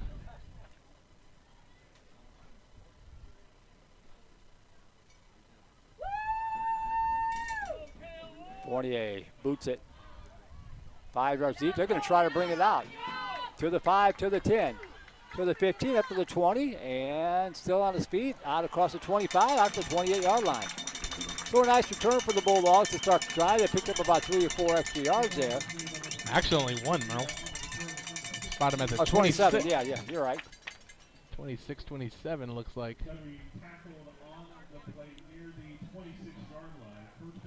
But a lot of real estate behind the Southwestern defense, which has played lights out here with 26 seconds to go in the third quarter.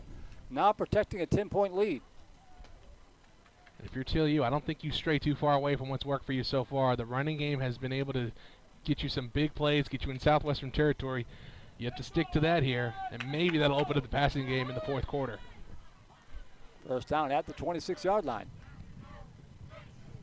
Collision in the backfield on the handoff, but they get it out across the 30 anyway after the 35-yard line. And ball came out.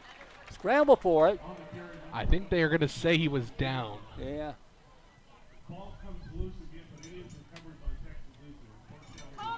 So that'll be good out to the 39-yard line. First down, Bulldogs. The clock is going to tick down, and we have reached the end of quarter number 3. And Chuck Tracy, 45 minutes in the books, 15 minutes left in the Pirates season. Where are you? There you are, way over there. What a third quarter for the Pirates.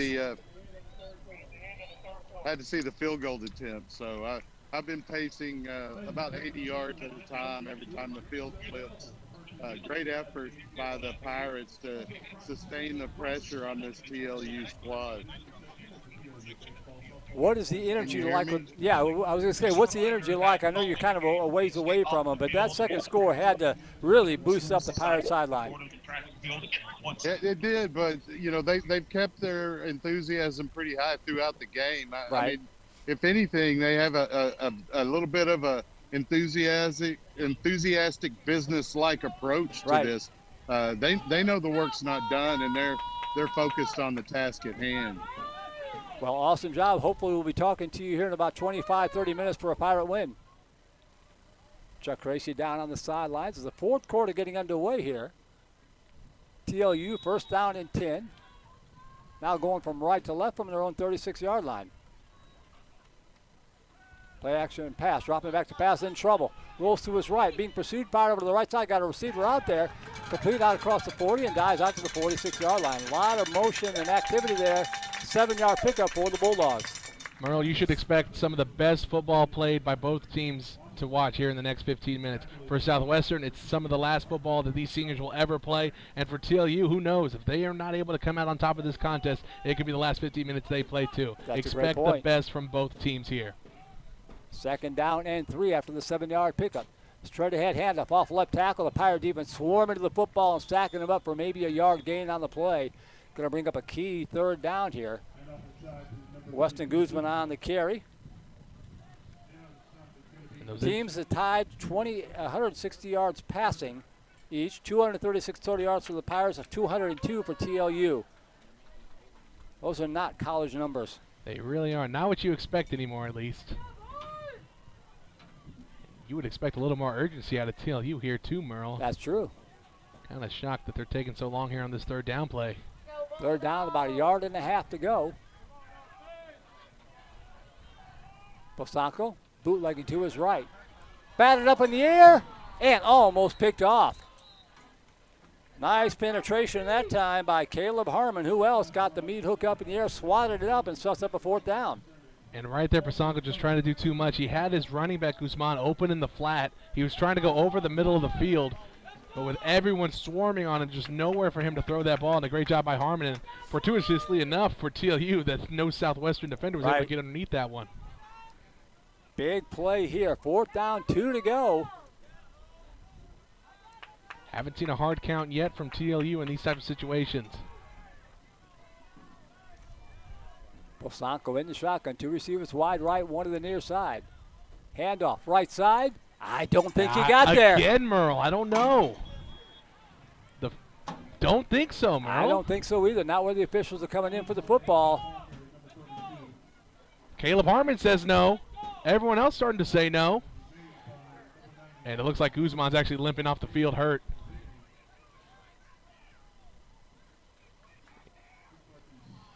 Still have not seen. We're going to have a measurement. We're going to have the first measurement of the 2024 season.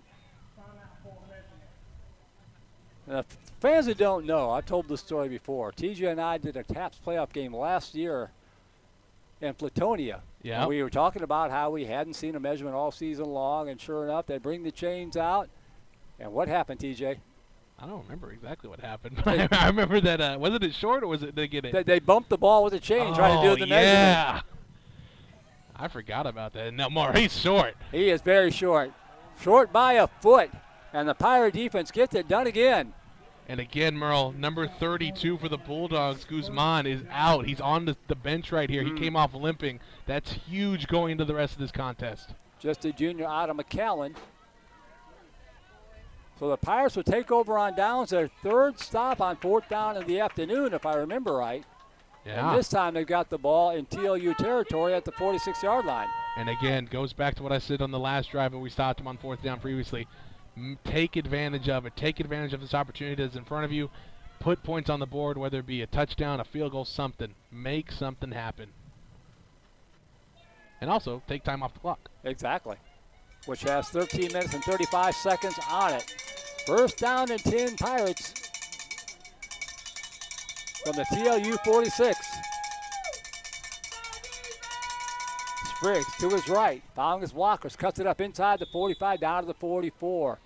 Talked about the Pirate defense has been on the field for a long time. This TLU defense has been on the field for a while too. Pirates have had the ball 27 minutes and 10 seconds. TLU 17:50. Those are the end of the 3rd quarter stats. And it's different when a team is driving on you, Merle, when they're running the ball down your throat. It just feels different. It feels a lot longer. That 27 minutes turns into 50 minutes for the most part. And it is warm out there. Straight ahead handoff, looking for running room. This is Robinson inside the 40, down to the 38-yard line.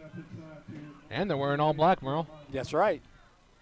I know black makes you look slimmer, but doesn't really help the body heat and everything like that. 3rd down and 3 for the Pirates from the TLU 40. Spriggs, handoff, Robinson. The converted linebacker is going to pick up the 1st down, I believe, down to about the 37-yard line. Yeah, they're giving it to him. What a job that young man has done here today. Sophomore out of Corpus Christi Wynn, listed as a linebacker, moonlighting at running back, and he's getting it done for the Pirates. You know, Merle, I'm a 361 native myself. I couldn't even tell you where CC Wynn is. It's in Corpus Christi. I think, yeah, it could be Corpus, but what's going on here? They want to measure that one? They already moved the chains. How do you measure it if you move the chains? I don't think you can. Oh, a chain issue, Trey is saying. So I had actually looked this up because I was interested in it earlier too, Merle. CC Wynn High School is actually in Eagle Pass, Texas, which is not near Corpus Christi. Oh, okay. But it does say Corpus Christi there on the thing. On the roster says CC Wynn. I don't know if that's just a mistake with that, but either way, he's doing a great job. Dropping back, pump fake. Rolling to his left, Spriggs. Buying time, pass over the left side, got a receiver, sliding catch made. Did he stay in bounds? Waiting for the official. I don't think either ref was ready for it. There was no official anywhere in position. Wow. They're going to call it incomplete. That's really bad. No one making a for sure confident call on that. That is questionable officiating at best. And I don't like harping on refs like that. Good job by that receiver getting open, though, on the scramble from Spriggs. Pretty sure that was get Garrett coming back, but all for naught. Second down and 10 from the 36-yard line. Sprague's going to try it himself. Follows blockers right side. Cuts it back up to the 30. Going to knock out of bounds at about the 30, 31-yard line. Another great job by Spriggs there, getting to the outside, following his blocks. That big Stayed in bounds, so the clock continues to move. That's a big thing. Yeah, he was thrown out of bounds, so that will stop the clock just for a little bit, but once we get reset with the ball, it does keep the clock going. 3rd and 6 from the 32. Robinson lined up to the right side of Spriggs. 11:28 to go. Spriggs cutting it up left, dives inside the 30, pushing it down to about the 28, 27-yard line. And a lot of pushing and shoving after the fact. He's going to be about a yard shy of the first down. Boy, I think you got to go for it here. It'll be a 4 to 6-yard field goal into the wind. In this type of situation, I do think you go for it. I don't think a field goal helps you too much at this point of the contest. Because a helmet came off, I think that they're stopping the clock because of that, unfortunately for the Pirates. So Spriggs will have to come out of the game for one play, and that'll bring Jackson Sims into the ball game, I believe. Unless the Pirates take a timeout, which is exactly what's going to happen. Yeah, because Sims, I think, is still banged up from last week, yeah. I think he was one of the 6 that Coach Creasel was alluding to was hurt at the beginning of this contest. So it'll be 4th down and about a yard and a half. 11 minutes, 7 seconds left to go in regulation time. The Pirates nursing a 10-0 lead. Start of the 4th quarter at Rhodes. Berry leads 20-14. Merle, that's 26. Oh, it just updated. It just updated to 26. You're not beating the poor eyesight allocations, Merle. It was 20 when I said it. It was 26 when I looked just a few seconds later. So Berry now leading Rhodes 26-14. Still plenty of time left in that one. 15 minutes start of the 4th quarter. Rhodes trying to play spoiler and send Center into the playoffs. I'd love that. I am the biggest Rhodes fan right now because that just means Trinity doesn't get in. So after the timeout, 4th and about a yard and a half to go.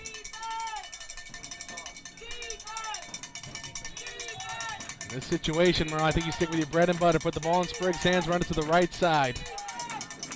Hand off to Robinson. He lowers the shoulder, pushing it, and I don't think he got there. When the official's coming in, he was stopped. And now the near side ref is the one that made that call.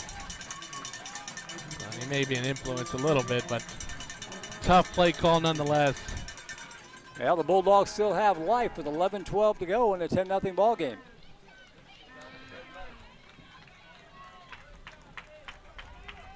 Surprised they didn't use the hard snap count. At least try it. Yeah, it's something we've seen from them all year. So now called upon is the Pirates defense to make another stop. They've had one shot out this year, looking for another one. And actually, did they have the shutout out this year? We were looking to see when it happened, and then they lost the shutout. Yes. And watch anything deep here. Tillium may try and get a big play.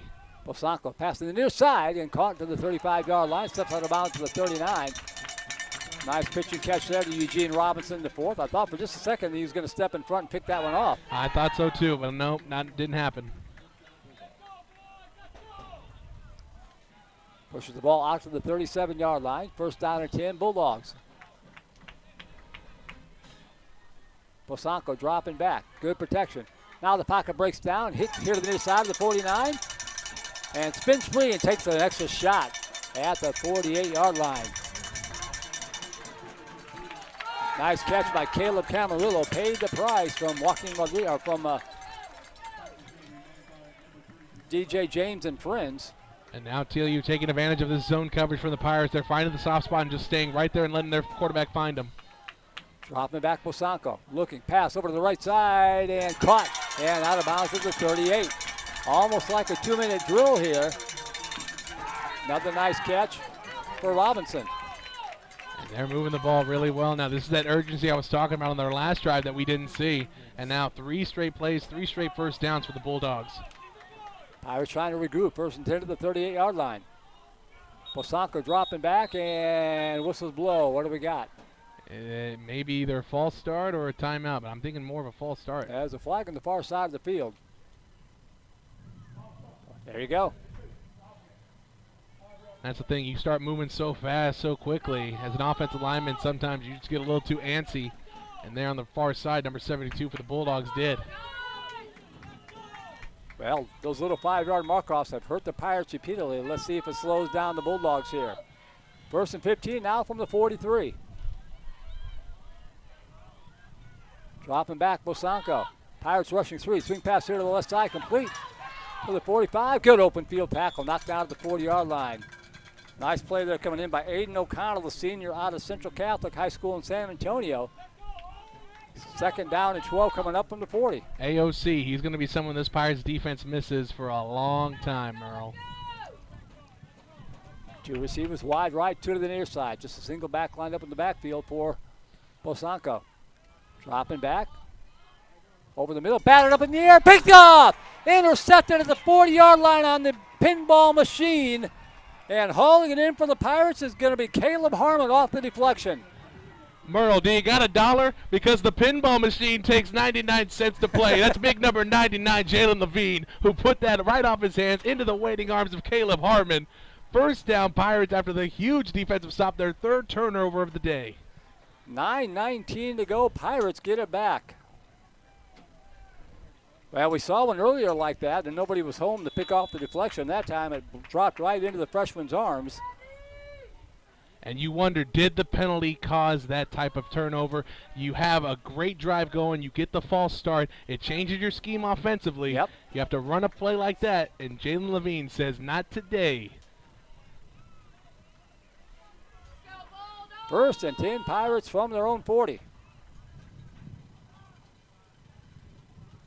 Handoff, right side, and TLU swarming to the football, knocking down Robinson for no gain in the play, but he stays in bounds. The clock will continue to roll. 2nd down and 10 coming up on the 9-minute mark. And so another opportunity here for the Pirates, Merle, to move the ball down the field, take big chunks of time off this clock. It's their 3rd opportunity here so far in this 4th quarter. They're going to need to capitalize here. 3rd time needs to be the charm. 2nd down and 10 from the 40-yard stripe.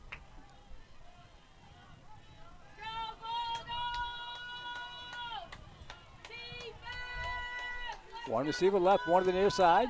Spriggs hands it off to Robinson again, and he's going to push it up to about the 42, maybe the 43. Going to bring up a key 3rd down and long here for Southwestern. Pirates getting a little conservative, but I understand why. I understand it too, Merle, but this is the time as an offensive lineman, you have to just buckle up, pull your pants up, and move the ball. Move the guy in front of you. It's mano-a-mano, man on man, and this is real football right here. Who's going to win the line of scrimmage? 3rd down and 8 coming up. One receiver left, one to the near side for Spriggs. High snap, going to follow his blockers right side, and he's not going to get there. TLU was waiting for him the entire time, and on the stop, big number 95, that's Miguel Rodriguez. And Southwestern will have to punt it away again inside of 8 minutes to go. And yes, you weren't able to get the 1st down, but you were able to take some time off the clock. Again, it's those little wins we talk about, little positive things. Now it's just up to Fournier here. Got to get this punt off. And I don't think TLU is going to be conservative here. This is a time when they pin their ears back and go, Merle. I agree. 2 punts blocked last week against Trinity for the Pirates, so got to get this one out of there. Kicking into the wind, well, the wind just kind of swirled around back cross breeze now. And low wobbly end over end kick, fielded at the 28 up to the 30. To the near sideline and out of bounds at the 33. All the way out to the 38 on the return for TLU was Eugene Robinson. 7 minutes, 14 seconds left to go in regulation time. Pirates clinging to a 10-point lead. And again, Merle, the defense is called upon to make another stop. Bend, don't break, Merle. Bend, don't break. Boy, how many times has this defense been under siege, not only today, but throughout the year? And it's important to note, too, Merle, when you look at where TLU is and why they had to rely on the pass, Guzman is still not out there. He is still out on the sideline. Bosanko in the shotgun. Dropping back, looking. Pass over here to the near side. A great catch at the 41-yard line. Took a shot, but what a catch by Caleb Camarillo. big hit for the Pirates put on by J.P. Reyes, but man, that was a collision. And they're actually talking to see maybe if it was targeting Merle. Just with the way Camarillo came down, it looked like there was a little helmet to helmet, but that's a bang play, and they're gonna let it ride. I respect that. I do too, because the ball was kind of up in the air, and Reyes was just going up to try to make a play on the ball as well. But a nice play for the Bulldogs at the 42. Posanko in the shotgun, 2 receivers wide right, 2 to the near side. Dropping back, looking, pass over here to the left side, and another catch made at the 26-yard line. They're just going to work, finding that soft spot like you've been talking about, TJ. And those slant routes on the outside, those are the best way to break the zone, especially when the Pirates are going to sit in cover 2 like that. And big chunk plays, now 2 in a row for TLU. The last time on this drive, they were doing well, moving the ball, and then the penalty hurt them. Let's see here if there can be some kryptonite on their drive as well. 6:08 and counting to go in regulation time. 1st and 10 Bulldogs at the Pirate 25. Posanko dropping back. Pirates just rushing 2. Pass over the center of the field and incomplete. It was almost like the intended target, Chase Patrick, thought there was somebody behind him. He just kind of pulled his arms down. Yeah, a route like that right over the middle is one of the scariest routes as a receiver, and that time I think he just expected to get hit and he didn't want to. This TLU O-line is holding up well against the Southwestern deep rush. Posanko's had a lot of time back there so far. Too much time. 2nd down and 10. Dropping back, looking left. Pass underneath, complete to the sideline. Tippy toes out of bounds at about the 20. Sets up a 3rd down and call it 5 from the 20-yard line. And with these out routes, Merle, these receivers are gaining out of bounds, stopping the clock for at least a little bit. They won't officially stop once we get under 2 minutes, but they're stopping the clock just enough to set the next play up. 3rd and 5 from the 20. TLU education, Merle. Dropping back, looking left, firing over the left side. That ball is batted away, incomplete. Almost a touchdown at the very last second. DJ James got in there and swatted that ball out of the hands of Camarillo. Sets up a 4th down. Ooh, that was close. It was. I thought that ball was in the receiver's hands and in the end zone ready to go, but DJ James never gives up on it, stays with the receiver the whole way, and swats the ball out of his hands at the very last second. It looks like TLU's going to take the points here to make it a 1-possession game. Yeah, this one will be a 36-yard field goal attempt here for Rodriguez. Excellent kicker for the Bulldogs.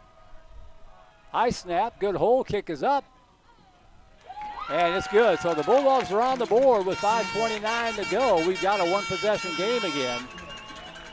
10-3 now your score.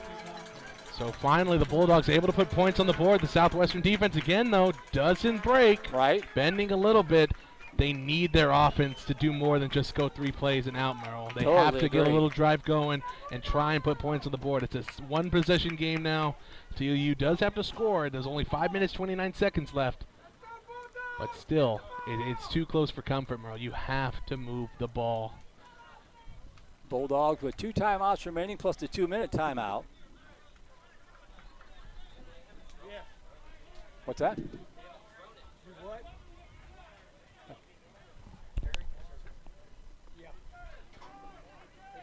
Yeah, TJ and I are trying to figure out the timeouts. The scoreboard says 2 for each. I don't remember them taking one. I don't remember them taking one either. Yeah. We did, for sure, because of the helmet.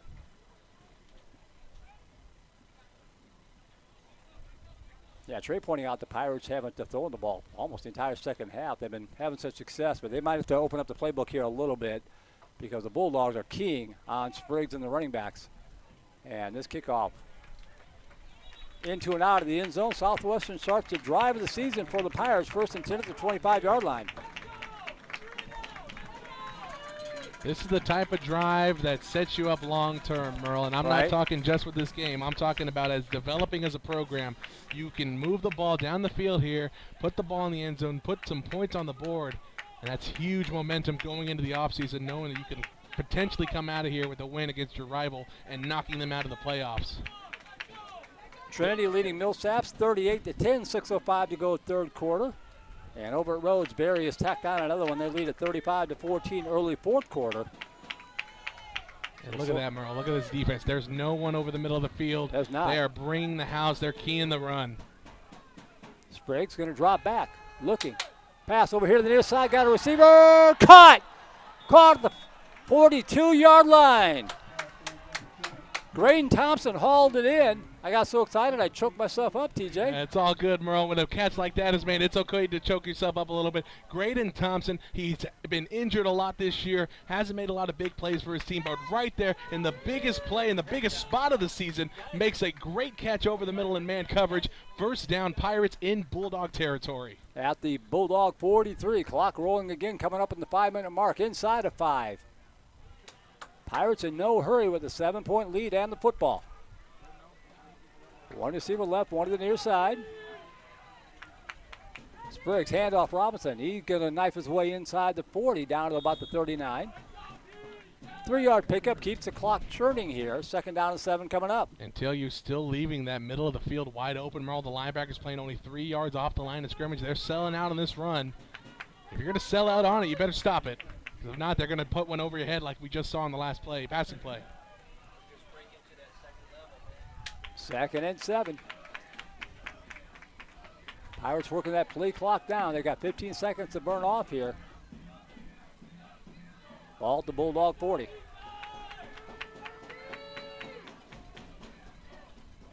Handoff left side. Robinson trying to get the corner turn and can't get there. It's going to bring up a 3rd and 7. TLU defense swarming to the football.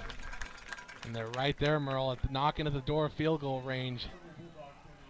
Quite frankly, if they are able to get those extra yards, it's going to give them the first down anyway. Right.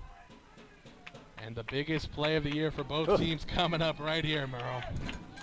Southwestern might let this run down and then take the timeout. I think that's exactly what's going to happen here. 10 seconds on the play clock. 3rd and 7. 5 seconds. They get the snap off. Spriggs going to come to the right, and he's going to go down. Nothing doing. And now TLU is going to take that timeout. Yeah, they are. We'll see what the scoreboard does. The scoreboard currently shows 2. Well, 4th down and 7 from the 40. You punt it here, man. I think you got to punt them, pin them deep. Even if you don't get it, you push them back to the 20. Hey, you got to take the yards here, Merle. You got to just make your opponent have to go farther down the length of the field no matter what. You know, you wish maybe that they would have put the air underneath the ball a little bit there on that maybe 2nd down play. Yes, you have the potential to stop the clock, but just with the way TLU was keying on the run so much. Yeah. Just a little play action and have a tight end come over top. I think it would have been wide open. The scoreboard timeouts have not moved. It's still showing 2, so I think you're right, TJ. I didn't remember them taking one either. So Fournier trying to pin the Bulldogs deep. He'll hit it from about the 50-yard line. Yeah, kick it towards Chuck over there in the corner. Oh, he fumbled it. Got it out of there anyways, just in the nick of time. Takes a good roll. Fielded at the 10-yard line. The Pirates there are going to knock him down at the 15. Fumble. Ball came out.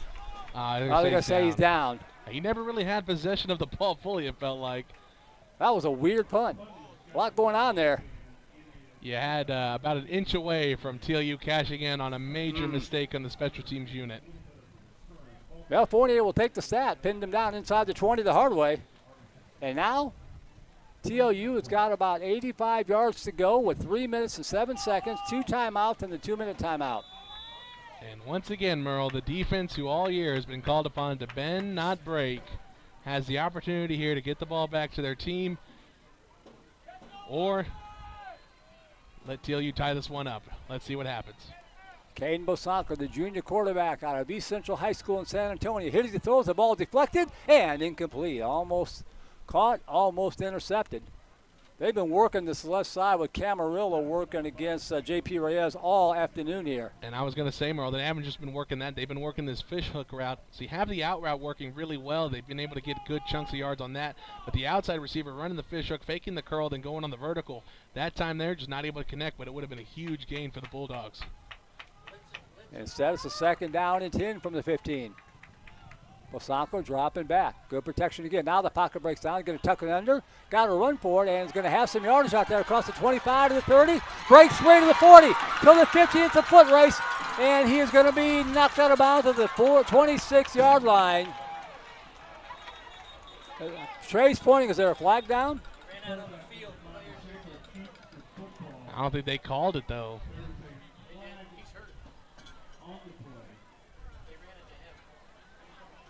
Trey is saying that the player ran into the referee on that one, and I don't know if they're going to give him a warning, but the near side ref does seem a little shaken up. That's why he's talking to the head ref right now.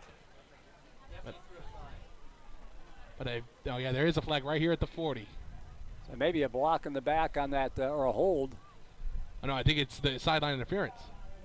Sideline interference, you're right. That's what Trey was alluding to.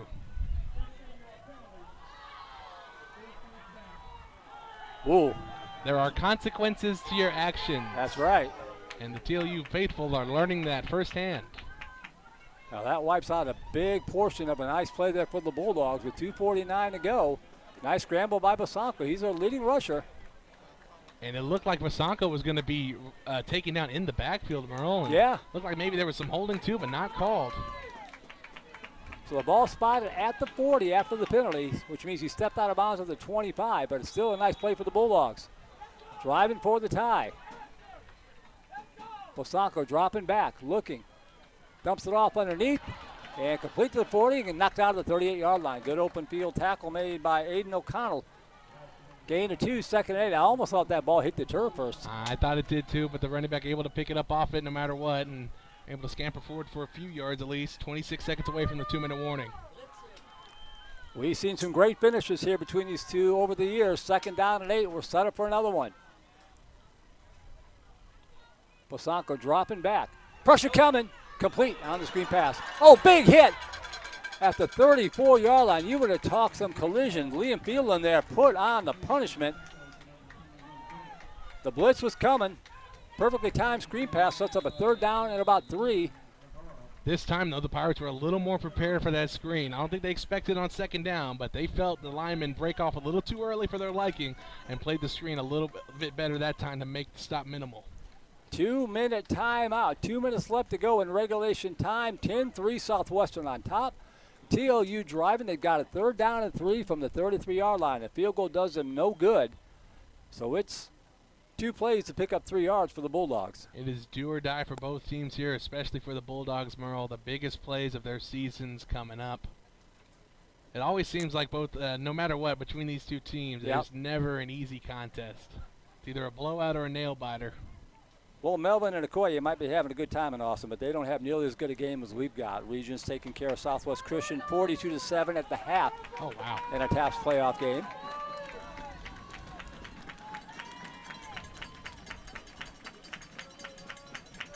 All right. This is the moment you prep all year for, Merle. Both sides of the ball. 3rd and 3 after the 2-minute timeout. Ball spotted at the Pirate 33-yard line. Basanko. Swing pass, left side, complete on the edge. Hit at the 30 and pushed it across the stripe. I think he got enough for the first down. Yeah, they gave it to him. So Camarillo keeps the drive alive. Stops the clock with 1:55 to go in regulation time. That swing pass has been their bread and butter all day. Not allowing the Southwestern pressure to get there. They wind the clock again. Basanko in the shotgun. Dropping back to receivers right. He's looking left. Fake pattern here to the left side. Incomplete. Boy, he had Camarillo behind the defense that time. Just led him too much. Pirates catch a break, second down. Basanko hasn't really gone deep too far today. The one opportunity he has to potentially tie this game up just overthrows his receiver. 100 seconds left in regulation time. Second down and 10 from the Pirate 29. Guzman back in the ball game. He's the running back. Basanko looking to the right side. Complete out there to the 21-yard line. Looking to make a man miss and does. Stays on his feet. Digging for more. Inside the 15, down to the 13-yard line. First down, Bulldogs. And that initial tackle, Merle, that we thought was going to be a sure thing wasn't a sure thing, and he's able to break off a little more tackles and get more of a yardage there. First and 10, Bulldogs at the 14. Clock rolling, 1:20 to go. TLU has to get the correct players on the field for this play call. And look at Coach Kriesel here, the defensive-minded man. They right. saw the sub happen. Southwestern has the opportunity to send in the sub as well to get more time off the clock. 1:06 to go in the snap. Pass here to the left side, complete on the edge. One man to beat. Beautiful open field tackle, the 10-yard line. Second down coming up. What a stop by Cam Roberson. Haven't called his name all day long. He came up big there. Clock still rolling, under a minute to go. 50 seconds, Merle. Unleash the playbook here for TLU. Bosacco dropping back, looking left. Left side, complete to the 5 and shoved out of bounds at the 2. Going to bring up a 1st and goal with 42 seconds left. Still sitting in zone coverage even in the red zone, Merle. I thought we'd maybe switch to man. Haven't seen that quite yet. They spot him at the 4, so 1st and goal from the 4-yard line. 42 ticks on regulation. Guzman lined up to the left side of Bosacco.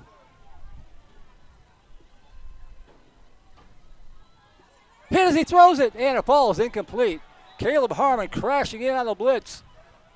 Put on the hit, 2nd down and goal coming up, 38 seconds left. And that time, TLU trying to run a pick play on the top side. You have the out route going, trying to get the defender off the slant route coming in. If we don't get pressure on the quarterback there, I think that's a touchdown for TLU, just given the fact of how open that receiver was coming off the slant. 2nd and goal. Fans everywhere on their feet. Oh, hard snap count. This is going to be a free play. Bosacco left side, incomplete, but we'll check the flag. More than likely going to be on the Pirates because they didn't blow it dead. Taking advantage of the Pirates' aggressiveness there. It's not going to move the ball forward too much, but it's going to give TLU another shot at it on a free play. What it does do at the 2-yard line with them having timeouts, it opens up the running game again. Yeah. 35 seconds left, Merle. Whew. 2nd and goal from just inside the 2.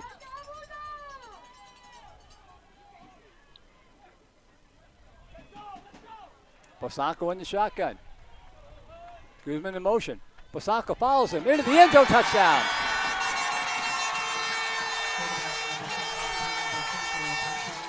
Does TLU go for 1 or do they go for 2? I was just thinking that, Merle. The gangster in me wants to go for 2. Injured Pirate on the play as well. Takes me back to the days where there were no ties allowed in college football, and coaches from Nebraska to Miami to Texas had to decide, do I want to go for the tie and do whatever, or potentially go for the win?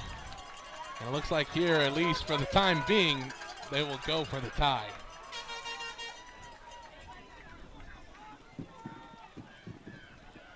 Boy, up by 10, you get the interception. About 5 minutes ago, you think it's well in hand. The Pirates had opportunities, Merle. They Yep. had opportunities to put this game away and not even get in this type of position. But offensively, you went 3 and out twice, and then you have a drive that stalls out on a 4th down play.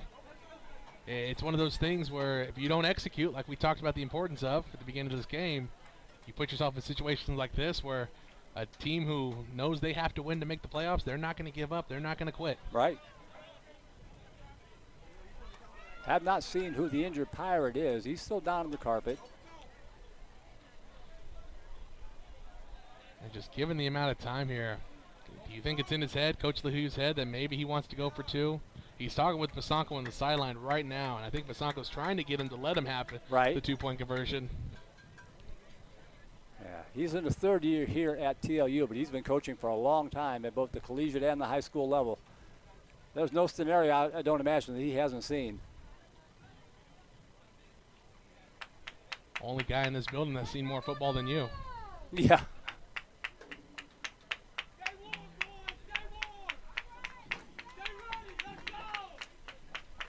And the only thing negative with this is your kicker for TLU gets a little cold. Right.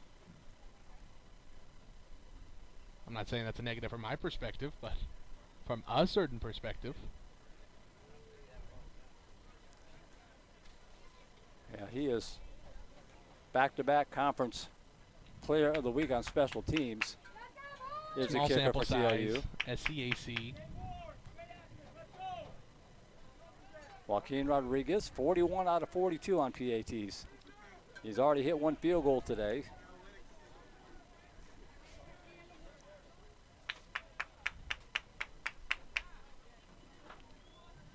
Hey, Chuck, while we got you, can you see who the injured Pirate is? Yeah, Merle, it's Harmon. I was afraid of that. He got rolled up in the middle there. Yeah, I was afraid of that. I thought I saw a flash of the 34 when he went down. Lots of bodies flying around on that touchdown run. And it looked like somebody may have rolled up behind him. TJ knows how dangerous it is in there. That was always my least favorite play as an offensive lineman, because you never know what's going to happen behind you, what's going to happen behind your guy. It's always one of those things where you just got to lower your head, lower your shoulder, and go for it. So Caleb Harmon, the injured player for the Pirates. Freshman out of Hockley, Texas, Tomball Christian High School.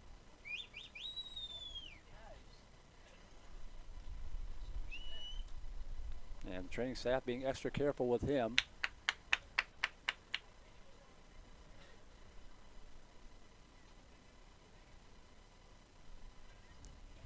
If we do go to overtime, if they go for the point, make it, and we don't have a miraculous kickoff return here for the Pirates, each team gets it from their 25-yard line. And the coin flip is so important because you want to go second. You want to see what the other team does.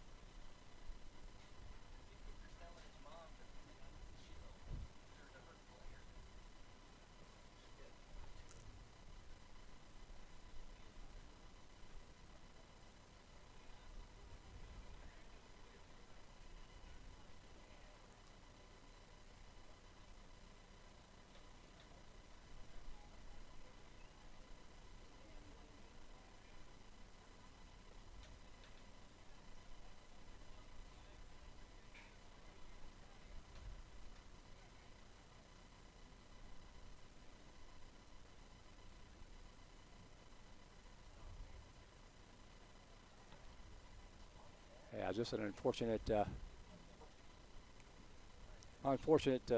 way to end this football game.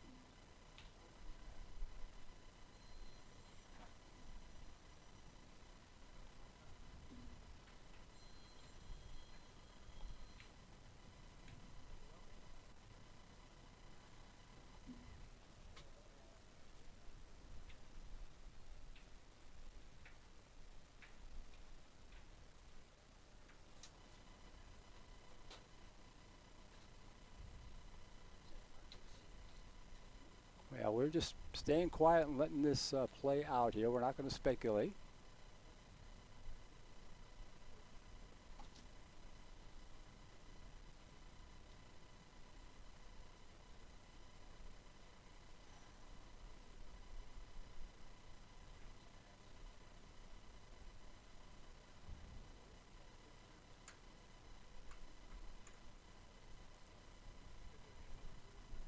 And you see the Pirates gathering in the end zone in a huddle. Appear to be praying. TLU players have all gathered together on their sideline.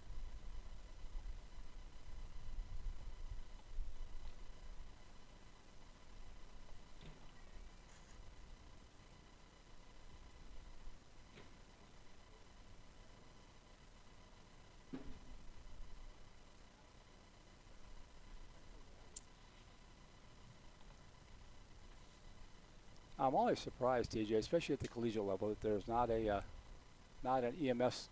I was thinking the same thing, Merle. It's just I've been looking around trying to see if there's an EMS. I mean, most high schools nowadays are required to have an ambulance or an EMS on the scene no matter what. I had a situation in Odom this year where a kid went down, and it was similar to this. Everyone's on the field, everyone's huddled together, and luckily there was an ambulance on the scene that was able to take him away.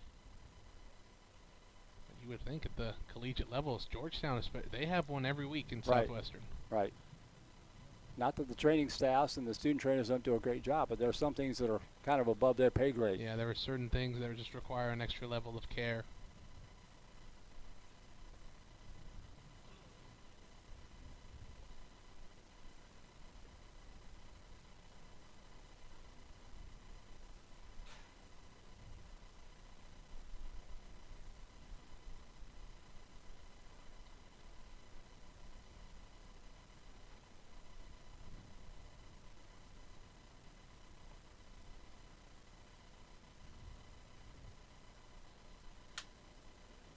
They have the cart coming. The cart's coming.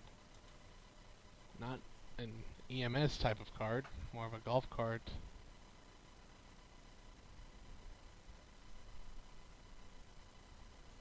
Appears to have a back brace on it.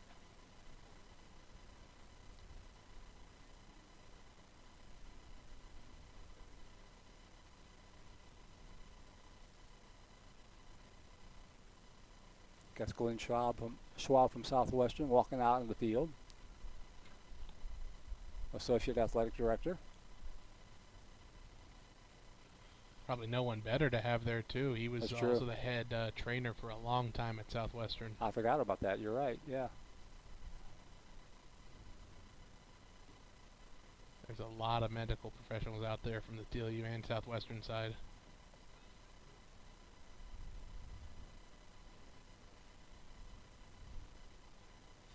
And hopefully for Southwestern, we've been partnered with Ascension Seton Medical all year, and hopefully we brought some of those people along as well. Right.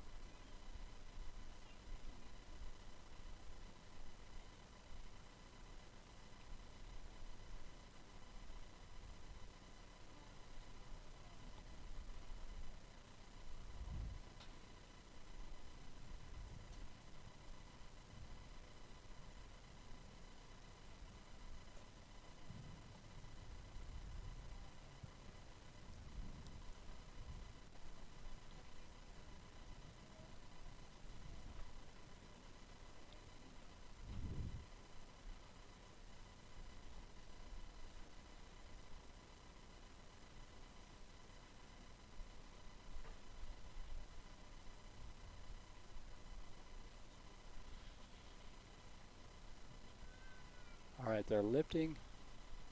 He's on the back brace. They're lifting him. We're going to put him in the golf cart here.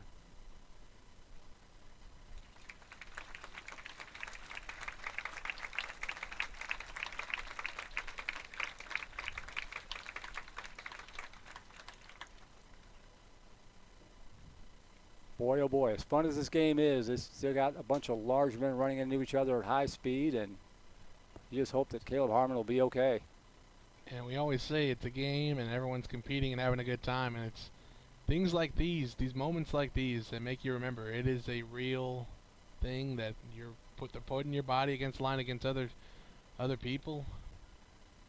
And it's college stage kids too. These kids are doing it for the love of the game. Right. Just prayers out to Caleb Harmon and his family.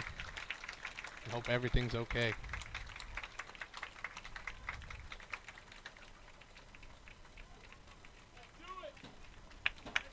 Well, it's kind of hard to get focused on football, what had been an all-important, very good football game. And Merle, they're going to take advantage of it. They're going for 2, it looks like. So this is your season right here for TLU. Southwestern got to regroup in a hurry. The 2-point conversion attempt. They're running the swinging gate. 10-9, Pirates up by 1, and Southwestern going to call a timeout. They just need a chance to kind of regroup and gather themselves, especially with this weird formation here. Yeah, after a heavy moment like that, I mean, it's still a competition at the end of the day, and the Bulldogs trying to take advantage of it. So with the swinging gate, something they probably haven't seen on film all year, Coach Creasel just wants to talk to them and let them know the strategy and what they're supposed to do with it. At the end of the day, you got your man in certain coverages. Stay with him. Don't let too much go about, and stick to your game plan. 10-9, TLU going for 2 and the lead with 33. Now they're going back to 1. That was more so meant to just get Southwestern to take that timeout. I think you're probably right. So on for the tie is Joaquin Rodriguez.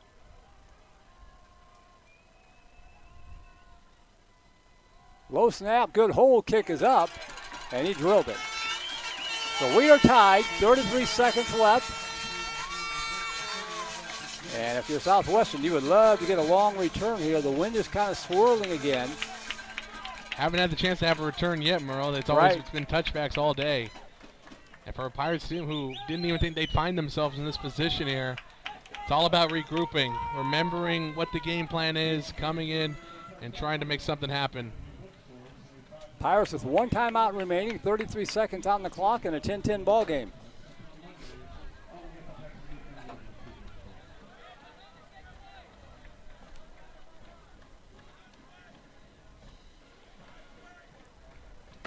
Trinity leading Millsaps 38-17. Just under 11 minutes left in that one, and it's gone final now at Rhodes. Barry wins 48-14. So Barry and Center are in the clubhouse with wins. Trinity trying to join them.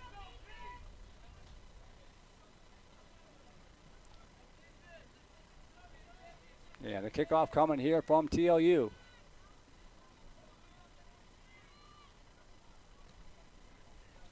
And this one is going to go into and out of the end zone. So the Pirates take over 1st and 10 from their own 25-yard line.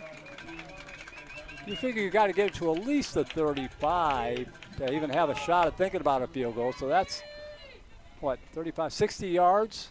I mean, given how wishy-washy the defense has been against passing plays, I don't assume that they are going to stay in this blitzing defense. They're probably going to want to have a lot of guys back to defend the pass. They don't want man coverage, and for as it stands right now, that's what you're going to see. Don't know if Southwest is going to try and take advantage of that on the ground, but as of right now, it looks like they're going to defend the pass. First down 10 Pirates. The Pirates feel like they're playing for overtime here.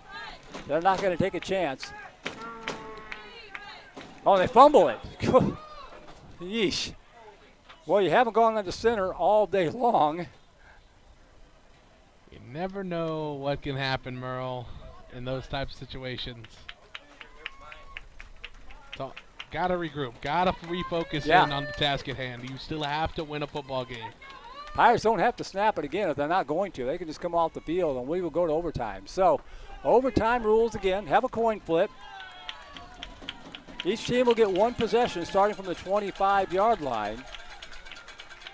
And if the other team scores a field goal or the first team scores a field goal or a touchdown, the second team has to at least match that. Yes. And at some point, if they stay tied, they have to start going for 2. I don't remember what that point is off the top of my head. I want to say it's after the second one. After the second one. I had a question I wanted to ask him. Yeah. Have you ever been in a game when somebody got hurt like that? No, not that badly. Not that badly. Yeah. I've seen 2, unfortunately, now, but it's all a matter of, at this point, regrouping. This is where the leadership on the team, the seniors have to speak up and just get these guys refocused, especially against a team like TLU, who's your rival. They're ready to go. They're refocused. Now it's all about getting refocused on the Pirate side of things. Yeah, and TLU clearly had the momentum even before that happened. That makes it even harder to regroup from. And the only thing you could say is that potentially that slowed them down, but we'll see here what happens in overtime. The first overtime game that you and I have worked together, Merle. That's true, yeah. I think you can just type it in manually, Trey. Let's go to the title editor and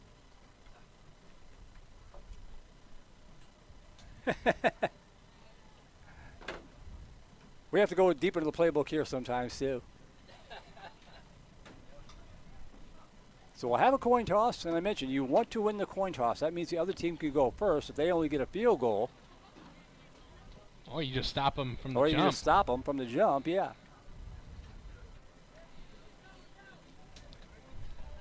So Basanko will go out for TLU, and coming out for the Pirates is going to be Charlie Fournier, it looks like. But again, just going back to those last few drives for TLU, Merle, you had the passing game working really well. Where was that all game? Like they just didn't want to even try it, it felt like. Yardage numbers look more like what you would expect to see. TLU out to 378, Southwestern at 290.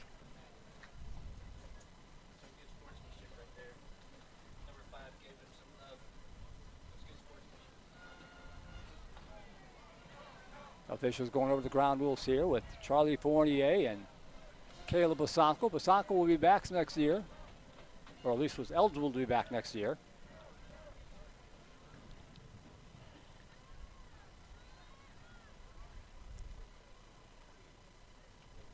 Great crowd on hand. Beautiful afternoon here in Seguin, Texas. Temperature about 81, 82 degrees. Here's a coin toss. Look to Fournier. Yeah.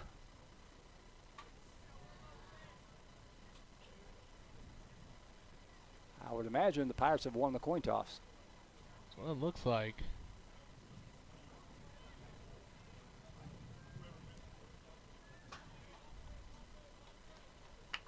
Yeah, I mean, you're the TLU sideline saying offense, offense.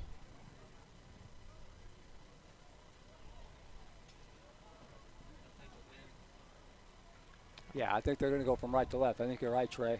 And both teams get that sideline, so it won't matter. Yes.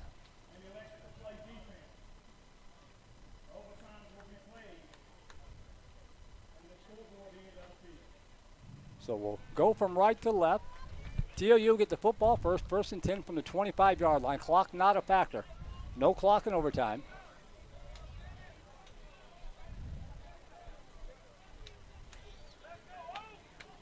And you practice this moment all year, Merle. You just never expect to get into this situation. So the team that's most prepared in this type of scenario is going to be the team that comes out on top. The Pirates without Caleb Harmon now on the defensive line. He's been so good for the Pirates all year. We'll see what happens now for them and if they can bring the juice. That is a big loss. The Pirates are going to have to recover here. 1st and 10 from the 25 for the Bulldogs. And Guzman's back in the backfield for the Bulldogs. So Basanko in the shotgun. First play from overtime. Dropping back, looking, stepping up, pass over the middle of the field, and caught to the 6-yard line. It'll be 1st and goal. In double coverage there, Merle. A tough pass to make, and Basanko put it right on the money. Levante Henry, the freshman, hauling it in. 1st and goal, TLU quickly at the 6.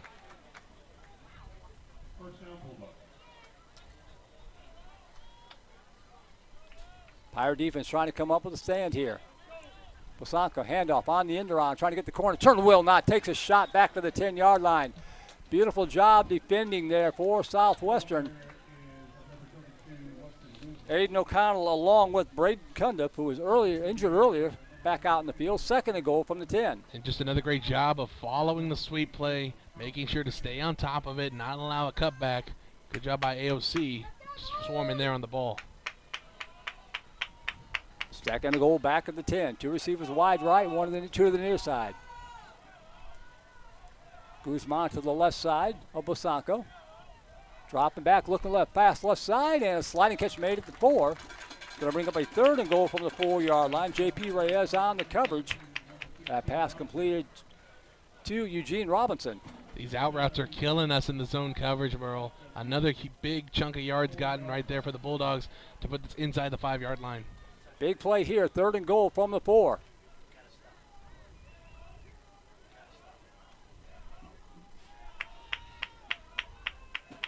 Basanko in the shotgun. Going to take to his right, late pitch to the right side, and trying to get the corner turn. He will get into the end zone, touchdown Bulldogs.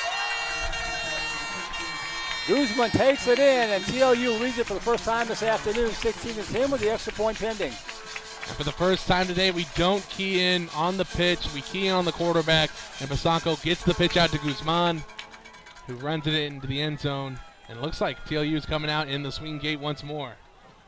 But they're going to get right back into the field goal.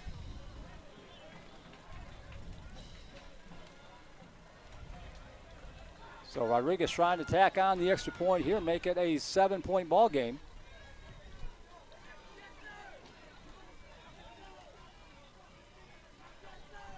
High snap, good hold, kick is up, and it's good. So 17-10, TLU draws first blood. Now the Pirates get it. If they don't score a touchdown, the game is over. Simple as that.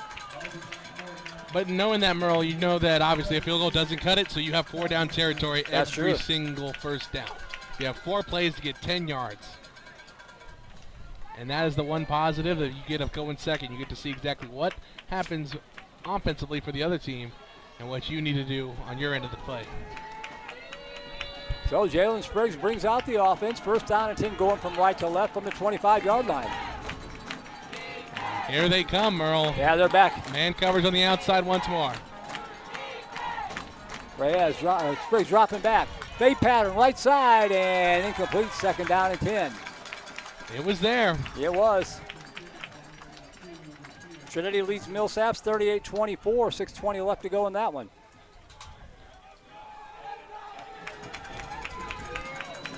And they bring the house. There's going to be one guy unaccounted for, and that's who Spriggs has to try and look at, especially if they're going to have everyone up on the line of scrimmage.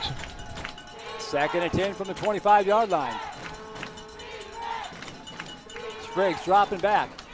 Pass, left side, a lot of hand checking, a lot of contact. Are you kidding and me? No flag. Wow. Wow.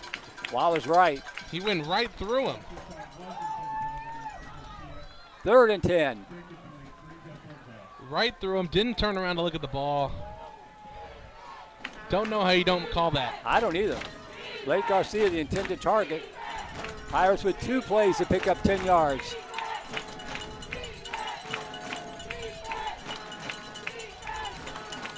Two receivers wide right, one to the near side.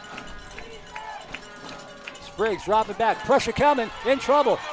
Looking to his right, fires over to the right side. And it's intercepted. That's going to be the ball game.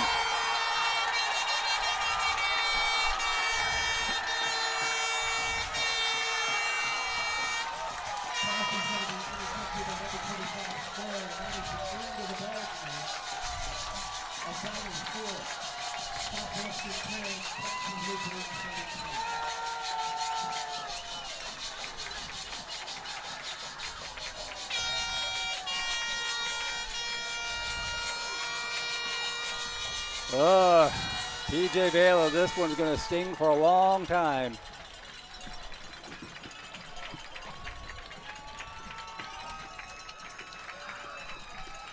Yeah, this one, above all the other losses this year, will sting. Yeah, it was the Bulldogs. Yeah, it was the last-second interception. But it was the Pirates who, at the end of the day, were their own worst enemy, Merle. Yep. And it wasn't because of things we normally talk about. It wasn't because of penalties. It wasn't because of turnovers. We didn't have a turnover, Merle, outside of that last interception. We couldn't move the ball in the fourth quarter when we needed to. It gave the Bulldogs extra chances, and that's what allowed them to come out on top today. 17-10 final score. TLU gets the win here in overtime. We'll hear from Coach Kriesel. And Chuck has got him right now. Trey, if you want to cue him up. Barbecue. Take it away, Chuck. All right, Coach. Not really the outcome you were looking for. I think your team showed a lot of resilience and toughness today.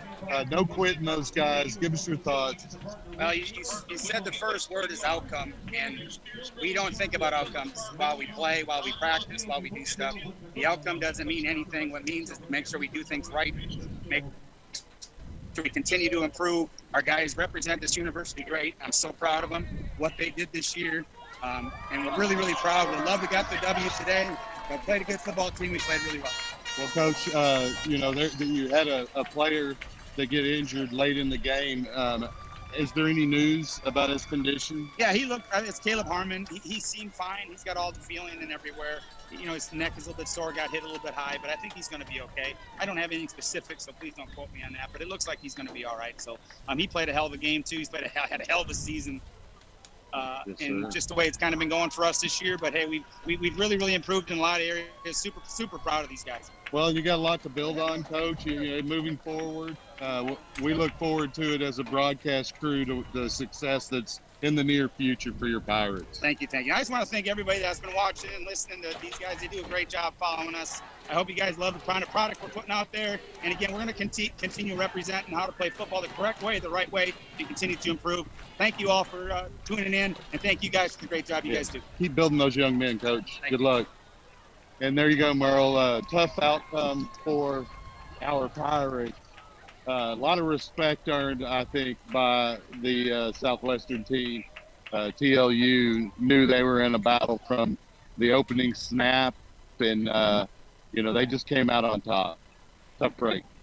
Yeah, tough break, but I think the future does look bright with Coach Kriesel going to be back next year. He's got a full head of steam. He can prepare to recruit the kind of players that he wants to get into this program. And, any final thoughts here before we say goodbye to you for 2024, Chuck?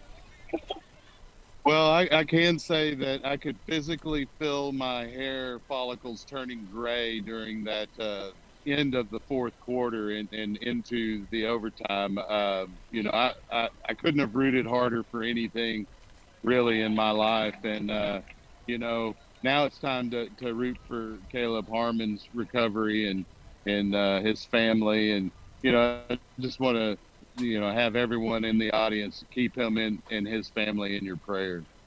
Absolutely. Cannot agree with you more. Thank you, Chuck. Great job all season long. Appreciate it, Merle. I'll be up there in a month. All right.